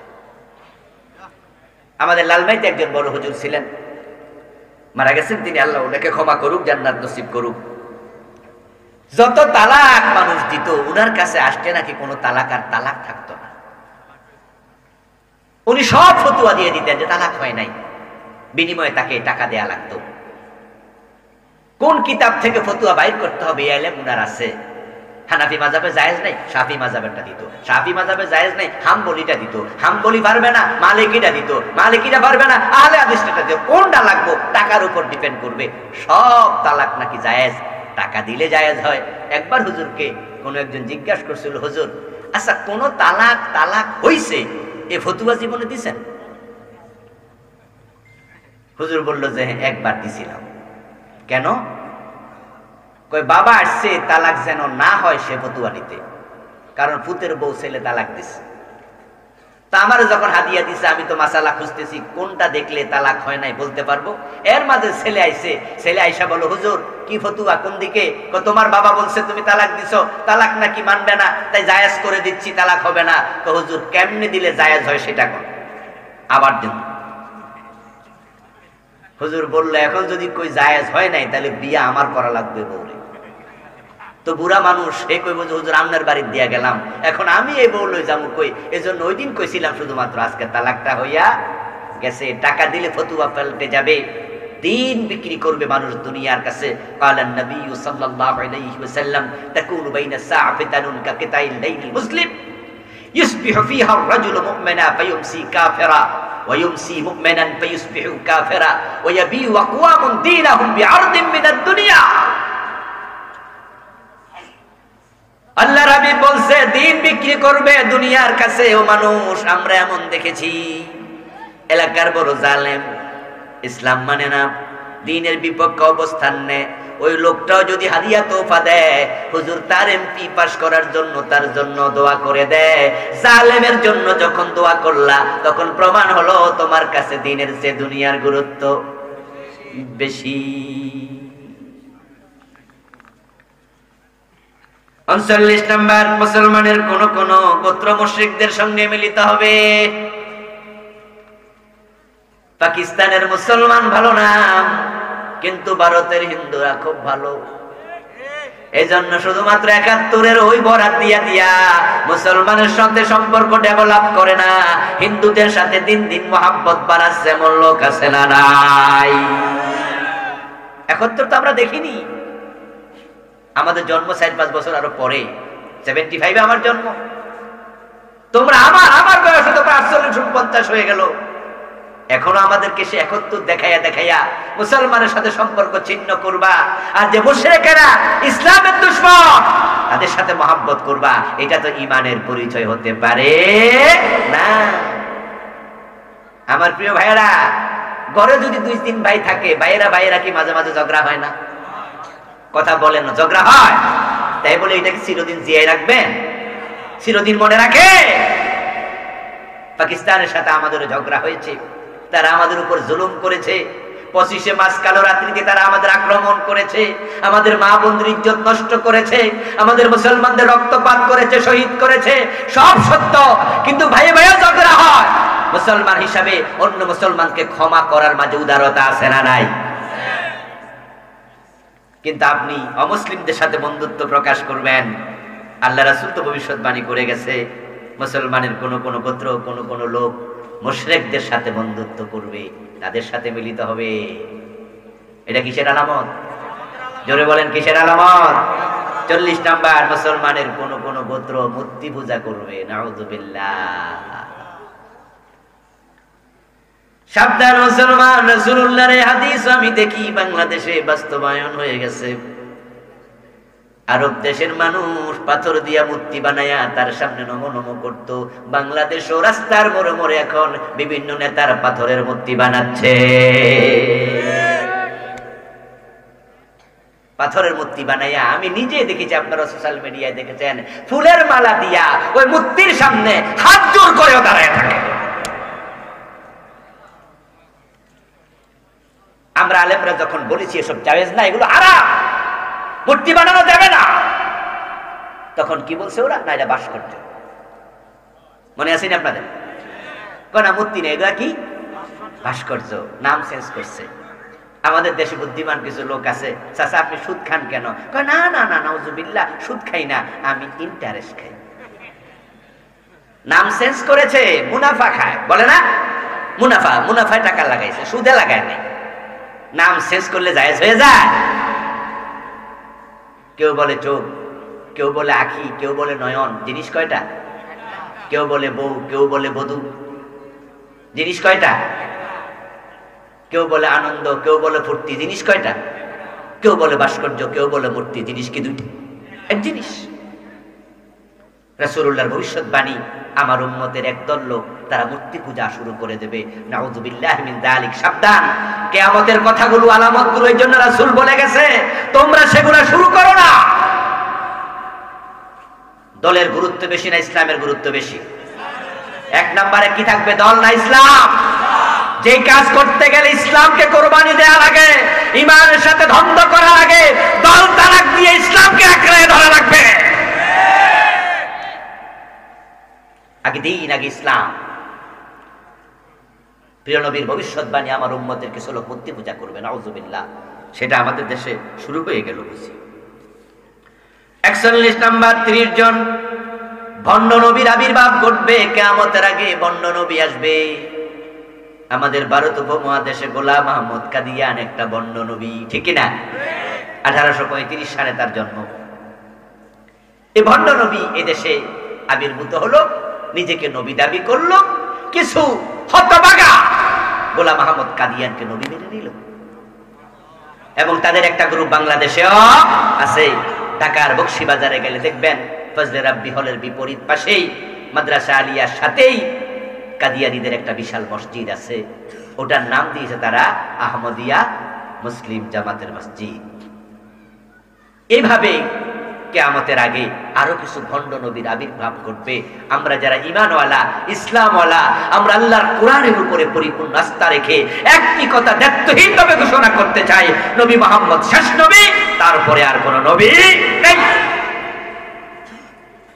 বরং যারা কাদিয়ানীর সুরত ধরে আমাদের বাংলাদেশের কিছু মুসলমানকে পথহারা করছে, কাদিয়ানী বানায় ফেলতেছে, তাদের ব্যাপারে আমাদের বক্তব্য হলো, রাষ্ট্রের কাছে, সরকারের কাছে কাদিয়ানী থাকুক, তারা আমাদের নবীকে শেষ নবী মানে না, এটা তাদের ব্যাপার। হিন্দুরা মূর্তি পূজা করে, এটা তাদের ব্যাপার। খ্রিস্টানরা ঈসা আলাইহিস সালামকে আল্লাহর ছেলে বলে, এটা তাদের ব্যাপার। ইহুদিরা নবী উযাইরকে আল্লাহর ছেলে বলে, এটা তাদের ব্যাপার। গৌতম বুদ্ধরা বুদ্ধকে খোদা মনে করে, এটা তাদের ব্যাপার। কাদিয়ানীরা কাদিয়ানীকে নবী মনে করে, এটা তাদের ব্যাপার। আমাদের ঘোষণা আরেক জায়গায়, সেটা হচ্ছে তারা আলাদা ধর্মে থাকুক, কাদিয়ানী ধর্ম হোক, তাদেরকে রাষ্ট্রীয়ভাবে কাফের ঘোষণা করতে হবে। নিজদেরকে যেন মুসলমান পরিচয় দিতে না পারে, কারণ তারা যদি মুসলমান পরিচয় দেয় তাদের দাওয়াতের কারণে কিছু নিরীহ মুসলিম ঈমান হারা হওয়ার সম্ভাবনা আছে। যেমন কোন হিন্দু যদি এসে কোন মুসলমানকে বলে তুমি হিন্দু হও, মুসলমান আটকে উঠবে, বলবে কি না আমি হিন্দু হব না। ইহুদি যদি বলে ইহুদি হও, না হব না। কিন্তু কাদিয়ানীরা যখন আসে তখন তারা নামাজ, রোজা, হজ, যাকাত সব আমাদের মতো করে, তারপরে আস্তে করে স্লো ফজন ঢুকাইয়া দেয় যে নবী মুহাম্মদ বড় নবী, উনি বড় রাসূল, সব ঠিক আছে, কিন্তু আমাদের গোলাম আহমদ কাদিয়ানও একজন। নাউযুবিল্লাহ। এজন্য ভণ্ড নবী যদি আসে তাদের ব্যাপারে আমরা আপোষহীন হব। এরপরে 42 নাম্বার ধোয়া, এগুলো হচ্ছে আলামতে কুবরা। এগুলো বলে আমি আজকের আলোচনা শেষ করব। 42 নাম্বার হচ্ছে পৃথিবীতে ধোঁয়া আসবে কিয়ামতের আগে। 40 দিন পর্যন্ত তাম পৃথিবী ধোঁয়ায় আচ্ছন্ন থাকবে, লাগাতার 40 দিন। এই নামে কোরআন মাজিদে একটি সূরা আছে যেটার নাম সূরাতুদ দুখান। কি নাম? এটা কিয়ামতের বড় আলামত। যখন এটা প্রকাশিত হবে তখন মানুষ বুঝে নেবে কিয়ামত আর দেরি নাই। 43 নাম্বার দাজ্জালের আত্মপ্রকাশ করবে। দাজ্জালের ব্যাপারে বড় সাবধান। নূহ আলাইহিস সালাম থেকে শুরু করে ঈসা আলাইহিস সালাম পর্যন্ত প্রিয় নবীজি বলছেন এমন একজন নবী নাই যে নবী দাজ্জালের ব্যাপারে উম্মতকে সতর্ক করে নাই। কারণ দাজ্জাল যখন আসবে তার বেলকিবাজি দেখে কোটি কোটি মানুষ তাকে প্রভু মনে করে ঈমান হারাবে। তার এক হাতে থাকবে রুটির পাহাড়, আর এক হাতে থাকবে পানির ঝর্ণা। রাসূলুল্লাহ সাল্লাল্লাহু আলাইহি সাল্লাম বলেন দাজ্জালের এক হাতে থাকবে জান্নাত, আর এক হাতে থাকবে জাহান্নাম। তাকে আল্লাহ এমন ক্ষমতা দেবে সে তাল গাছের দিকে তাকায়া আম চাইবে, তাল গাছ থেকে আম ধরে যাবে। জাম গাছের দিকে কাঁঠাল চাইলে জাম গাছ কাঁঠাল দিয়ে দেবে। একবারে দুধহীন কোন গাই গরুর উলানের মাঝে হাত বুলিয়ে দেবে, সাথে সাথে তার উলানের মাঝে দুধের ঝর্ণা বয়ে যাবে। সে যা বলবে তাই হয়ে যাবে। অথচ তার কপালের মাঝে লেখা থাকবে কাফারা, সে কাফের। ঈমান আনবে না, লোককে হত্যা করবে। হত্যা করার পরে আবার মানুষের সামনে তাকে জীবিত করে ফেলবে। এজন্য রাসূলুল্লাহ বলেছেন দাজ্জাল আবির্ভূত হওয়ার পরে তোমরা কেউ তার সাথে আগাম সাক্ষাৎ করতে যেও না। কারণ তুমি যদি মনে করো আমার ইমানি স্ট্রেংথ আছে, কুওয়াত আছে, আমি তাকে রব মানবো না, কিন্তু তার কাছে যাওয়ার পরে তার ভেলকিবাজিতে কুপকাত হওয়ার সম্ভাবনাও আছে। এই জন্য প্রিয় নবী সাল্লাল্লাহু আলাইহি সাল্লাম নিজে আল্লাহর কাছে দোয়া করতেন। একটি দোয়ার অংশ ছিল আল্লাহুম্মা ইন্নী আউযু বিকা মিন ফিতনাতিল মাসিহিদ দাজ্জাল। ও আল্লাহ, আমি নবী মুহাম্মদ তোমার কাছে দাজ্জালের ফিতনা থেকে আশ্রয় চাই। বড় মারাত্মক ফিতনা হবে দাজ্জাল। অল্প সময়ের ভিতরে মাত্র 40 দিনে তাম পৃথিবী সফর করে ফেলবে, তাম পৃথিবী। মক্কা এবং মদিনায় ঢুকতে পারবে না। রাসূলুল্লাহ সাল্লাল্লাহু আলাইহি সাল্লাম বলেছেন মক্কা এবং মদিনায় প্রবেশের যতগুলো দরজা থাকবে প্রতিটা দরজার মাঝে, রাস্তার মাঝে আল্লাহ তলোয়ার দিয়া ফেরেশতা দাঁড় করায়া রাখবে। ফেরেশতারা মক্কা মদিনাকে সেদিন নিরাপদ করবে, পাহারা দিয়ে রাখবে। মক্কা মদিনায় দাজ্জাল ঢুকতে পারবে না, তাম পৃথিবীতে দাজ্জাল চলে যাবে, সফর করবে। রাসূলুল্লাহ বলেছে দাজ্জাল আসছে, এই কথা যদি তোমরা শুনে ফেলো সূরা কাহফের প্রথম 10 আয়াত তেলাওয়াত করিও, আল্লাহ দাজ্জালের ফিতনা থেকে তোমাদের হেফাজত করবে। দাব্বাতুল আরদ নামক একটি প্রাণী বের হবে। কোরআন মাজিদ আল্লাহ তাআলা এটা বলেছেন আখরাজনা লাহুম দাব্বাতাম মিনাল আরদ তুকাল্লিমুহুম। জমিন থেকে এমন এক প্রাণী বের হবে যে প্রাণী পৃথিবীর মানুষের আগে আর কোনোদিন দেখে নাই। কোথা থেকে বের হবে তা নিয়ে একাধিক হাদিস পাওয়া যায়। ইবনে আব্বাস রাদিয়াল্লাহু তাআলা আনহু বলেছেন তোমরা যদি চাও আমি আমার পা দিয়া সাবা পাহাড়ের এমন জায়গায় খোঁচা মারতে পারবো। ইবনে ওমর বলেছেন, ইবনে আব্বাস নয়, ইবনে ওমরের হাদিস, আমি পা দিয়া খোঁচা মারতে পারবো, দেখায় দিতে পারবো। হজ চলাকালে, তাওয়াফ চলাকালে এই জায়গা থেকে দাব্বাতুল আরদ বের হবে। ওই দাব্বাতুল আরদ কেমন হবে? তাফসীরে কুরতুবী প্রণেতা বলেন, সাহালাবী বলেছেন, তার মাথা হবে ষাঁড়ের মতো, চোখ হবে শূকরের মতো, কান হবে হাতির মতো, শিং হবে হরিণের মতো, গর্দান হবে ওটের মতো, বুক হবে সিংহের মতো, রং হবে চিতাবাঘের মতো, কোমর হবে বিড়ালের মতো, লেজ হবে দুম্বার মতো, পা হবে ওটের মতো। বিস্ময়কর এক প্রাণী চাপা পাহাড় থেকে বের হবে এবং মানুষের সাথে সে স্বাভাবিকভাবে মানুষ যেমন কথা বলে ওই প্রাণী কথাও বলবে। এটা কিয়ামতের একটা বড় আলামত। লম্বা আলোচনা আছে, দাব্বাতুল আরদ নিয়ে আমি এখানে বিস্তারিত লিখেছি। পশ্চিম দিকে সূর্য উদিত হবে এটা বলে ফেলেছি, দাজ্জালের কথা বলে ফেলেছি। তারপরে ইমাম মাহদী আলাইহিস সালামের আগমন, ঈসা আলাইহিস সালামের আগমন, এগুলো আমরা সকলে জানি। হযরত ঈসা আলাইহিস সালাম জমিনকে শাসন করবেন 40 বছর। ওই 40 বছরের तमाम পৃথিবীতে 1 ইঞ্চি জায়গা থাকবে না যেখানে কালেমার পতাকা পতপত করে উঠবে না। तमाम ভূখণ্ডে ইসলাম থাকবে, একমাত্র ধর্ম ইসলাম ছাড়া পৃথিবীতে আর কোনো ধর্ম থাকবে না। ইমাম মাহদী আলাইহিস সালাম শাসন করবেন পৃথিবী, 40টি বছর শাসন করবেন। তখন ইমাম মাহদী আলাইহিস সালাম, ঈসা আলাইহিস সালাম মিলে যখন দাজ্জালকে হত্যা করবে, তখন ইহুদিগুলো পালাতে শুরু করবে। রাসূলুল্লাহ বলেন, তারা গাছের মাঝে উঠবে, বড় বড় গাছে উঠে আশ্রয় নেবে, পাহাড়ে যায় লুকাবে, পাথরের সিপায় থাকবে। গাছ কথা বলবে, পাহাড় কথা বলবে, পাথর কথা বলবে, ডেকে ডেকে বলবে, ইয়া আব্দুল্লাহ হাদা ইহুদিয়্যু ফাকতুলহু। ও আল্লাহর বান্দা ঈসা, আল্লাহর বান্দা ইমাম মাহদী আমার কাছে ইহুদি লুকাইছে, তুমি তাকে হত্যা করো। তামাম পৃথিবী থেকে ইহুদিদেরকে নির্মূল করা হবে এবং কালিমাতুল্লাহিয়াল উলিয়া, আল্লাহর কালেমা উচ্চারিত হবে। 40 বছর যাওয়ার পরে আবার কুফরি শুরু হয়ে যাবে। ইয়াজুজ মাজুজ তখন আসবে। নাম শুনেছেন ইয়াজুজ মাজুজের? হ্যাঁ, এটা কিয়ামতের আলামত। ইয়াজুজ মাজুজ আসবে, তাদেরকে আপনার যুলকারনাইন আলাইহিস সালাম বন্দী করে রেখেছেন। পবিত্র কোরআনে আল্লাহ লম্বা আলোচনা করেছেন তা নিয়ে। সূরা কাহাফ পড়বেন, চমৎকার আলোচনা। ইয়াজুজ মাজুজকে তিনি বন্দী করেছেন, তারা কিয়ামতের আগে প্রকাশিত হবে। তারা নূহ আলাইহিস সালামের সন্তানের বংশধর, তাদের সংখ্যা পৃথিবীতে এত বেশি হবে যা গণনা করে শেষ করা যাবে না। তারা মানুষ 1000 জাহান্নামী যদি হয় 999 জন হবে ইয়াজুজ এবং মাজুজ। সংখ্যা এত বেশি হবে, সাগরের পাড় দিয়ে যখন তারা যাবে, সাগরের পানি তারা পান করবে। পরবর্তী দল যাওয়ার সময় ধারণা করবে এই সাগরে কখনো হয়তো পানি ছিল, কখনো হয়তো পানি ছিল, কিন্তু এই মুহূর্তে পানি নাই। আগের দল সব পানি খেয়ে ফেলছে। সংখ্যায় কত বেশি হবে। তারা তাম দুনিয়া দাবড়িয়ে বেড়াবে, মানুষদেরকে একবারে কচুর মতো কেটে ফেলবে, হত্যা করে তাম দুনিয়াকে বস্তিতে পরিণত করে দেবে।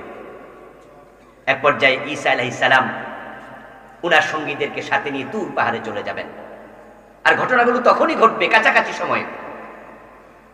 ওই সময় 12,000 মানুষ, পুরুষ 12,000, নারী 7,000, মোট কত? 12 আর 7 19,000 মানুষ ইমানদার তারা থাকবে, আর বাকি সব মানুষকে হত্যা করে ফেলবে। তখন ঈসা আলাইহিস সালাম আল্লাহর কাছে দোয়া করবে। দোয়া করার পরে আল্লাহ তাআলা তাদেরকে ধ্বংস করে দেবেন। তখন তাদের লাশগুলো তামাম দুনিয়াতে দুর্গন্ধ ছড়াবে। আবার দোয়া করবেন, বৃষ্টি হবে, বৃষ্টির পানিতে তাদের লাশগুলোকে ধুয়ে মুছে পরিষ্কার করে দেবে। এই কঠিন পরিস্থিতি একটার পর একটা থাকবে। তারপরে পৃথিবী মেসাকার হওয়ার মতো পরিবেশ হবে। আবার কাবা ধ্বংস হয়ে যাবে। এক ব্যক্তি সে কাবা শরীফকে হাবশা থেকে এসে একবারে মাটির সাথে গুড়িয়ে দেবে। কাবার দরজায় যে স্বর্ণ আছে, কাবার ভিতরে ফিরারে স্বর্ণ আছে, সবগুলো স্বর্ণ সে লুট করে নিয়ে যাবে। কালান নবী সাল্লাল্লাহু আলাইহি ওয়াসাল্লাম লা তাকুমু সাআ হাত্তা লা ইউহাজ্জাল বাইত। রাসূল বলছে কিয়ামত ততদিন পর্যন্ত হবে না যতদিন না কাবাতে হজ বন্ধ হয়ে যায়। তখন হজ করবে কেমনে? ঘরই নাই। অন্য হাদিসে পাওয়া যায় কাবা বানানোর মতো কোনো লোক তখন আর অবশিষ্ট থাকবে না। পৃথিবীতে কাবাটাকে শেষ করে দেবে কিয়ামতের আগে। কত খারাপ মানুষ, প্রিয় নবী বলছেন এবং মদিনা জনশূন্য হয়ে যাবে। আল্লাহ হাবিব সাল্লাল্লাহু আলাইহি ওয়াসাল্লাম বলেন ওয়া আখিরু মান ইউশারু রাইয়ান মিন মুজাইনা ইউরিদানিল মাদিনা ইয়ানকিআন বিগানামিহিমা ফায়াজিদানিহিমা ফায়াজিদানিহা ওয়াহশাব। রাসূলুল্লাহ বলতেছেন মুজাইনা নামক গোত্রের দুজন রাখাল তাদের ছাগল চরাতে থাকবে মাঠের মাঝে। কোন এক ফাঁকে ছাগলগুলো দূরে চলে যাবে, তারা খুঁজতে খুঁজতে মদিনা নামক শহরে যাবে। যাওয়ার পরে দেখবে মদিনাতে কোনো মানুষ নাই, শুধু কিছু বন্য প্রাণী মদিনার মাঝে চড়ে বেড়াচ্ছে। কিয়ামতের আগে মদিনা একবারে জনশূন্য হয়ে যাবে।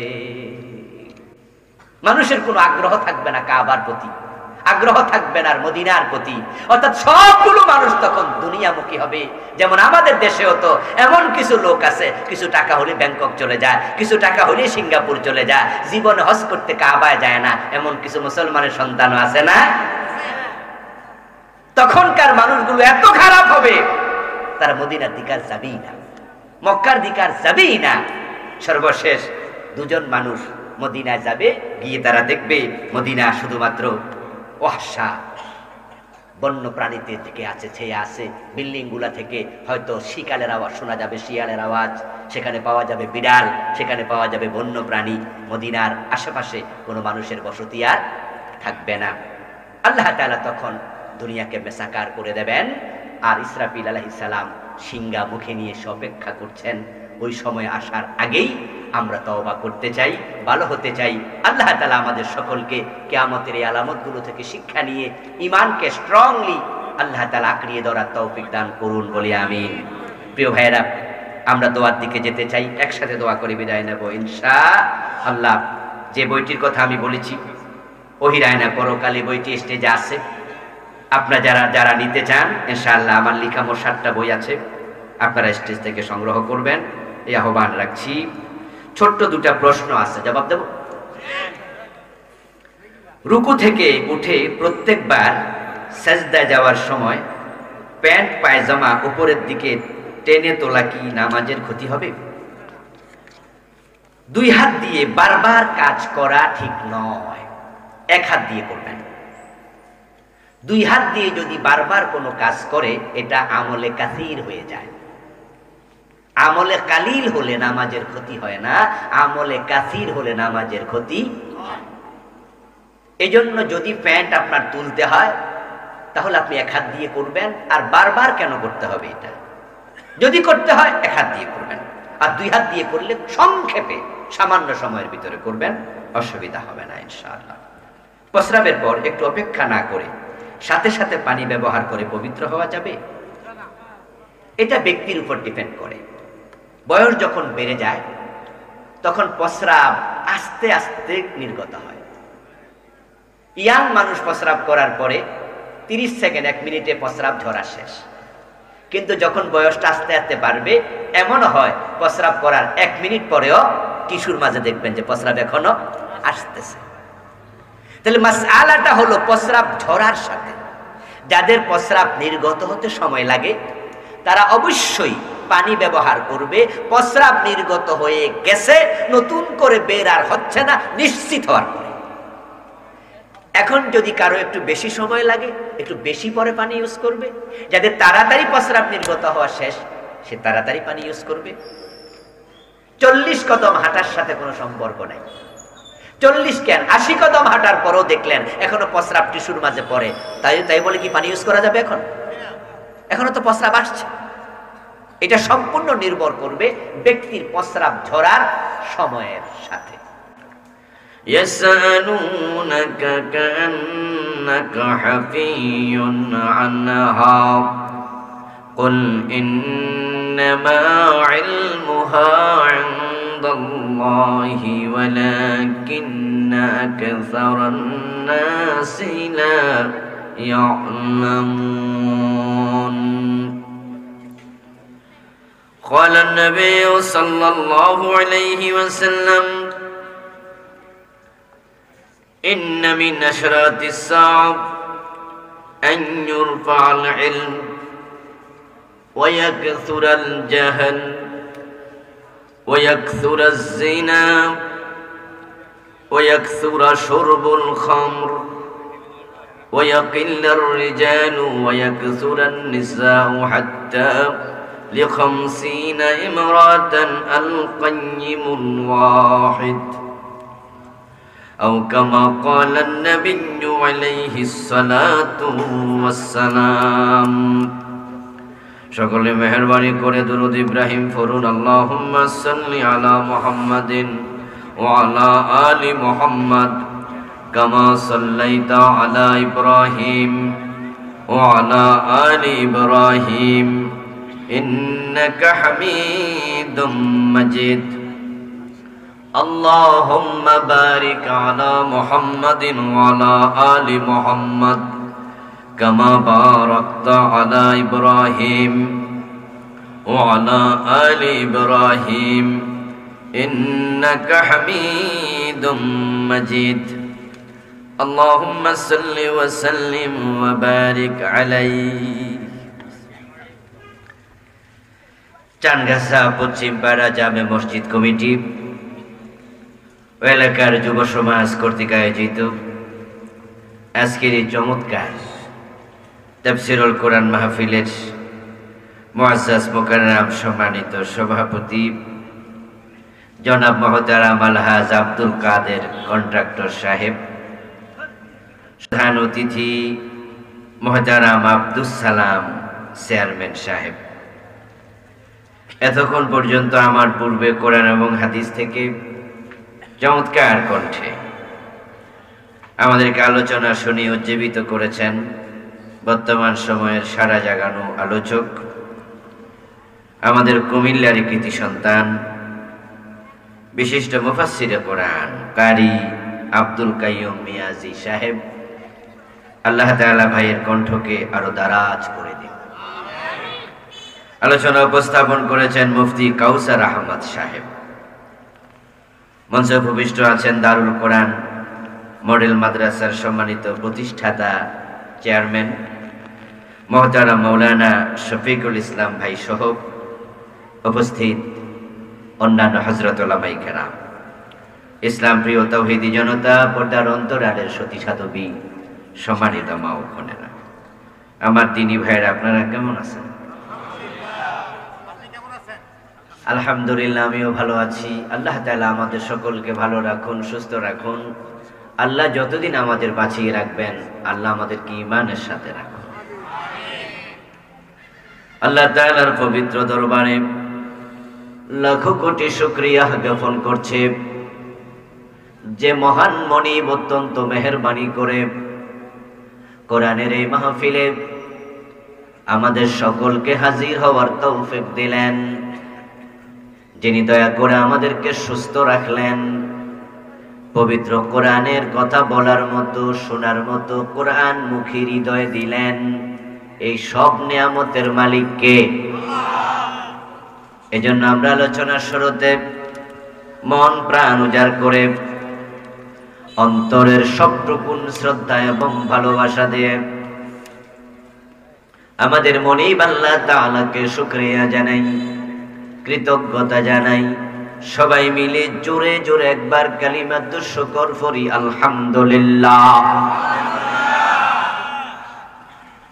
দুরূদ ও সালাম বিশ্বনবী সাইয়্যিদুল মুরসালিন, ইমামুনা কুদওয়াতুনা হাবিবুনা উসওয়াতুনা সানাদুনা তাবিবু কুলুবিনা মুহাম্মাদুর রাসূলুল্লাহ সাল্লাল্লাহু আলাইহি ওয়াসাল্লামের প্রতি, সাহাবায়ে কেরাম ও শুহাদায়ে জামের আলা ইল্লিয়িন আল্লাহ তাআলার কাছে কামনা করছি। আবারও বলুন আমিন। প্রিয় ভাইয়েরা, আমি আপনাদের সম্মুখে পবিত্র কোরআন মাজিদ থেকে সূরাতুল আরাফের 187 নম্বর আয়াতে কারিমা তেলাওয়াত করেছি। প্রিয় নবীজির পবিত্র মুখনসৃত একখানা ছোট্ট হাদিসে নববী পাঠ করেছি। আল্লাহ তাআলা তৌফিক দান করলে এখান থেকে কিছু কথা বলবো ইনশাআল্লাহ।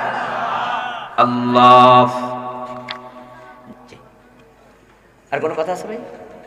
আল্লাহুম্মা আমিন। আল্লাহুম্মা আনতাস সালাম ওয়া মিনকাস সালাম তাবারাকতা ইয়া যাল জালালি ওয়াল ইকরাম ربنا لك الحمد كما ينبغي لجلال وجهك وعظيم سلطانك والصلاة والسلام على نبينا محمد وآله وأصحابه أجمعين ربنا ظلمنا أنفسنا وإن لم تغفر لنا وترحمنا لنكونن من الخاسرين ربنا آتنا في الدنيا حسنة وفي الآخرة حسنة وقنا عذاب النار رب ارحمهما كما ربياني صغيرا اے رب العالمین মেহেরবানি করে আজকের মাহফিল কবুল করে নাও। আমরা যারা এসেছি আমাদের জীবনের গুনাহগুলো maaf করে দাও। আমাদের সালাম তোমার বন্ধুর রওজা মুবারকে পৌঁছায়া দাও। এ আল্লাহ, আমরা যারা এসেছি কারো মা নাই, কারো বাবা নাই, আপনজন প্রিয়জন কবরে, মেহেরবানি করে সবার কবরে হাদিয়া পৌঁছায়া দাও। সবার কবরকে জান্নাতের টুকরা বানায়া দাও। আজকের মাহফিলের জন্য যারা টাকা দিলেন, পয়সা দিলেন, বুদ্ধি দিলেন, পরামর্শ দিলেন, সবার সব খেদমত কবুল করে নাও। দানকারীদের দানের উসিলায় হালাল জীবিকা বাড়ায়া দাও। হারাম থেকে বেঁচে থাকার তৌফিক দাও। আয় রব্বাল আলামিন, আমাদের যার মনে যে নেক আশা আছে পূরণ করে দাও, যার যে বিপদ আছে দূর করে দাও। এখানে যে মাদ্রাসা আছে, মাদ্রাসাখানাকে হেদায়েতের মার্কাজ বানায়া দাও। এ আল্লাহ, কিয়ামতের পূর্বে সূর্য উদিত হবে পশ্চিম দিকে, তাওবার দরজা বন্ধ হয়ে যাবে। জানি না কবে তাওবার দরজা বন্ধ হয়ে যায়। এর আগে আমাদের গুনাহ থেকে তাওবা করার তৌফিক দিয়া দাও। জানি না কবে কার ডাক এসে যায়, কবে আজরাইল সামনে দাঁড়ায়া যায়। আমাদের সকলকে মৃত্যুর প্রস্তুতি গ্রহণ করার তৌফিক দিয়ে দাও। ফিলিস্তিনের মুসলমানদেরকে আসমান থেকে ফেরেশতা পাঠায় সাহায্য করো। হে আল্লাহ, আমরা যারা অসহায়, দোয়া করা ছাড়া কিছুই করতে পারি না মনিব।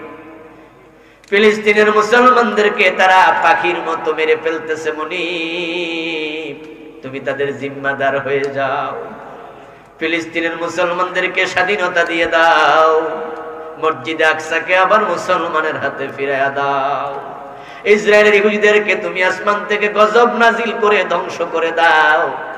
এই জালেমগুলোকে তুমি পৃথিবী থেকে নিশ্চিহ্ন করে দাও। ওয়ারহামনা ওয়ানসুরনা ওয়াজআল আখিরা কালামিনা ইনদাল মাউত লা ইলাহা ইল্লাল্লাহু মুহাম্মাদুর রাসূলুল্লাহ। ওয়াসসালামু আলাইকুম। মুহাম্মাদান আবদুহু ওয়া রাসূলুহু। أما بعد فقد قال الله تعالى في كلامه المجيد সকলে মেহেরবানি করে আমার সাথে পড়ুন। আউযু বিল্লাহি মিনাশ শাইতানির রাজীম। বিসমিল্লাহির রহমানির রহিম। ইয়াসআলুনাকা আনিস সাআতি আইয়ানা মুরসাহা কুল ইন্নামা ইলমুহা ইনদা রাব্বি লা يجليها لوقتها إلا هو ثقلت في السماوات والأرض لا تأتيكم إلا بغتة يسألونك كأنك حفي عنها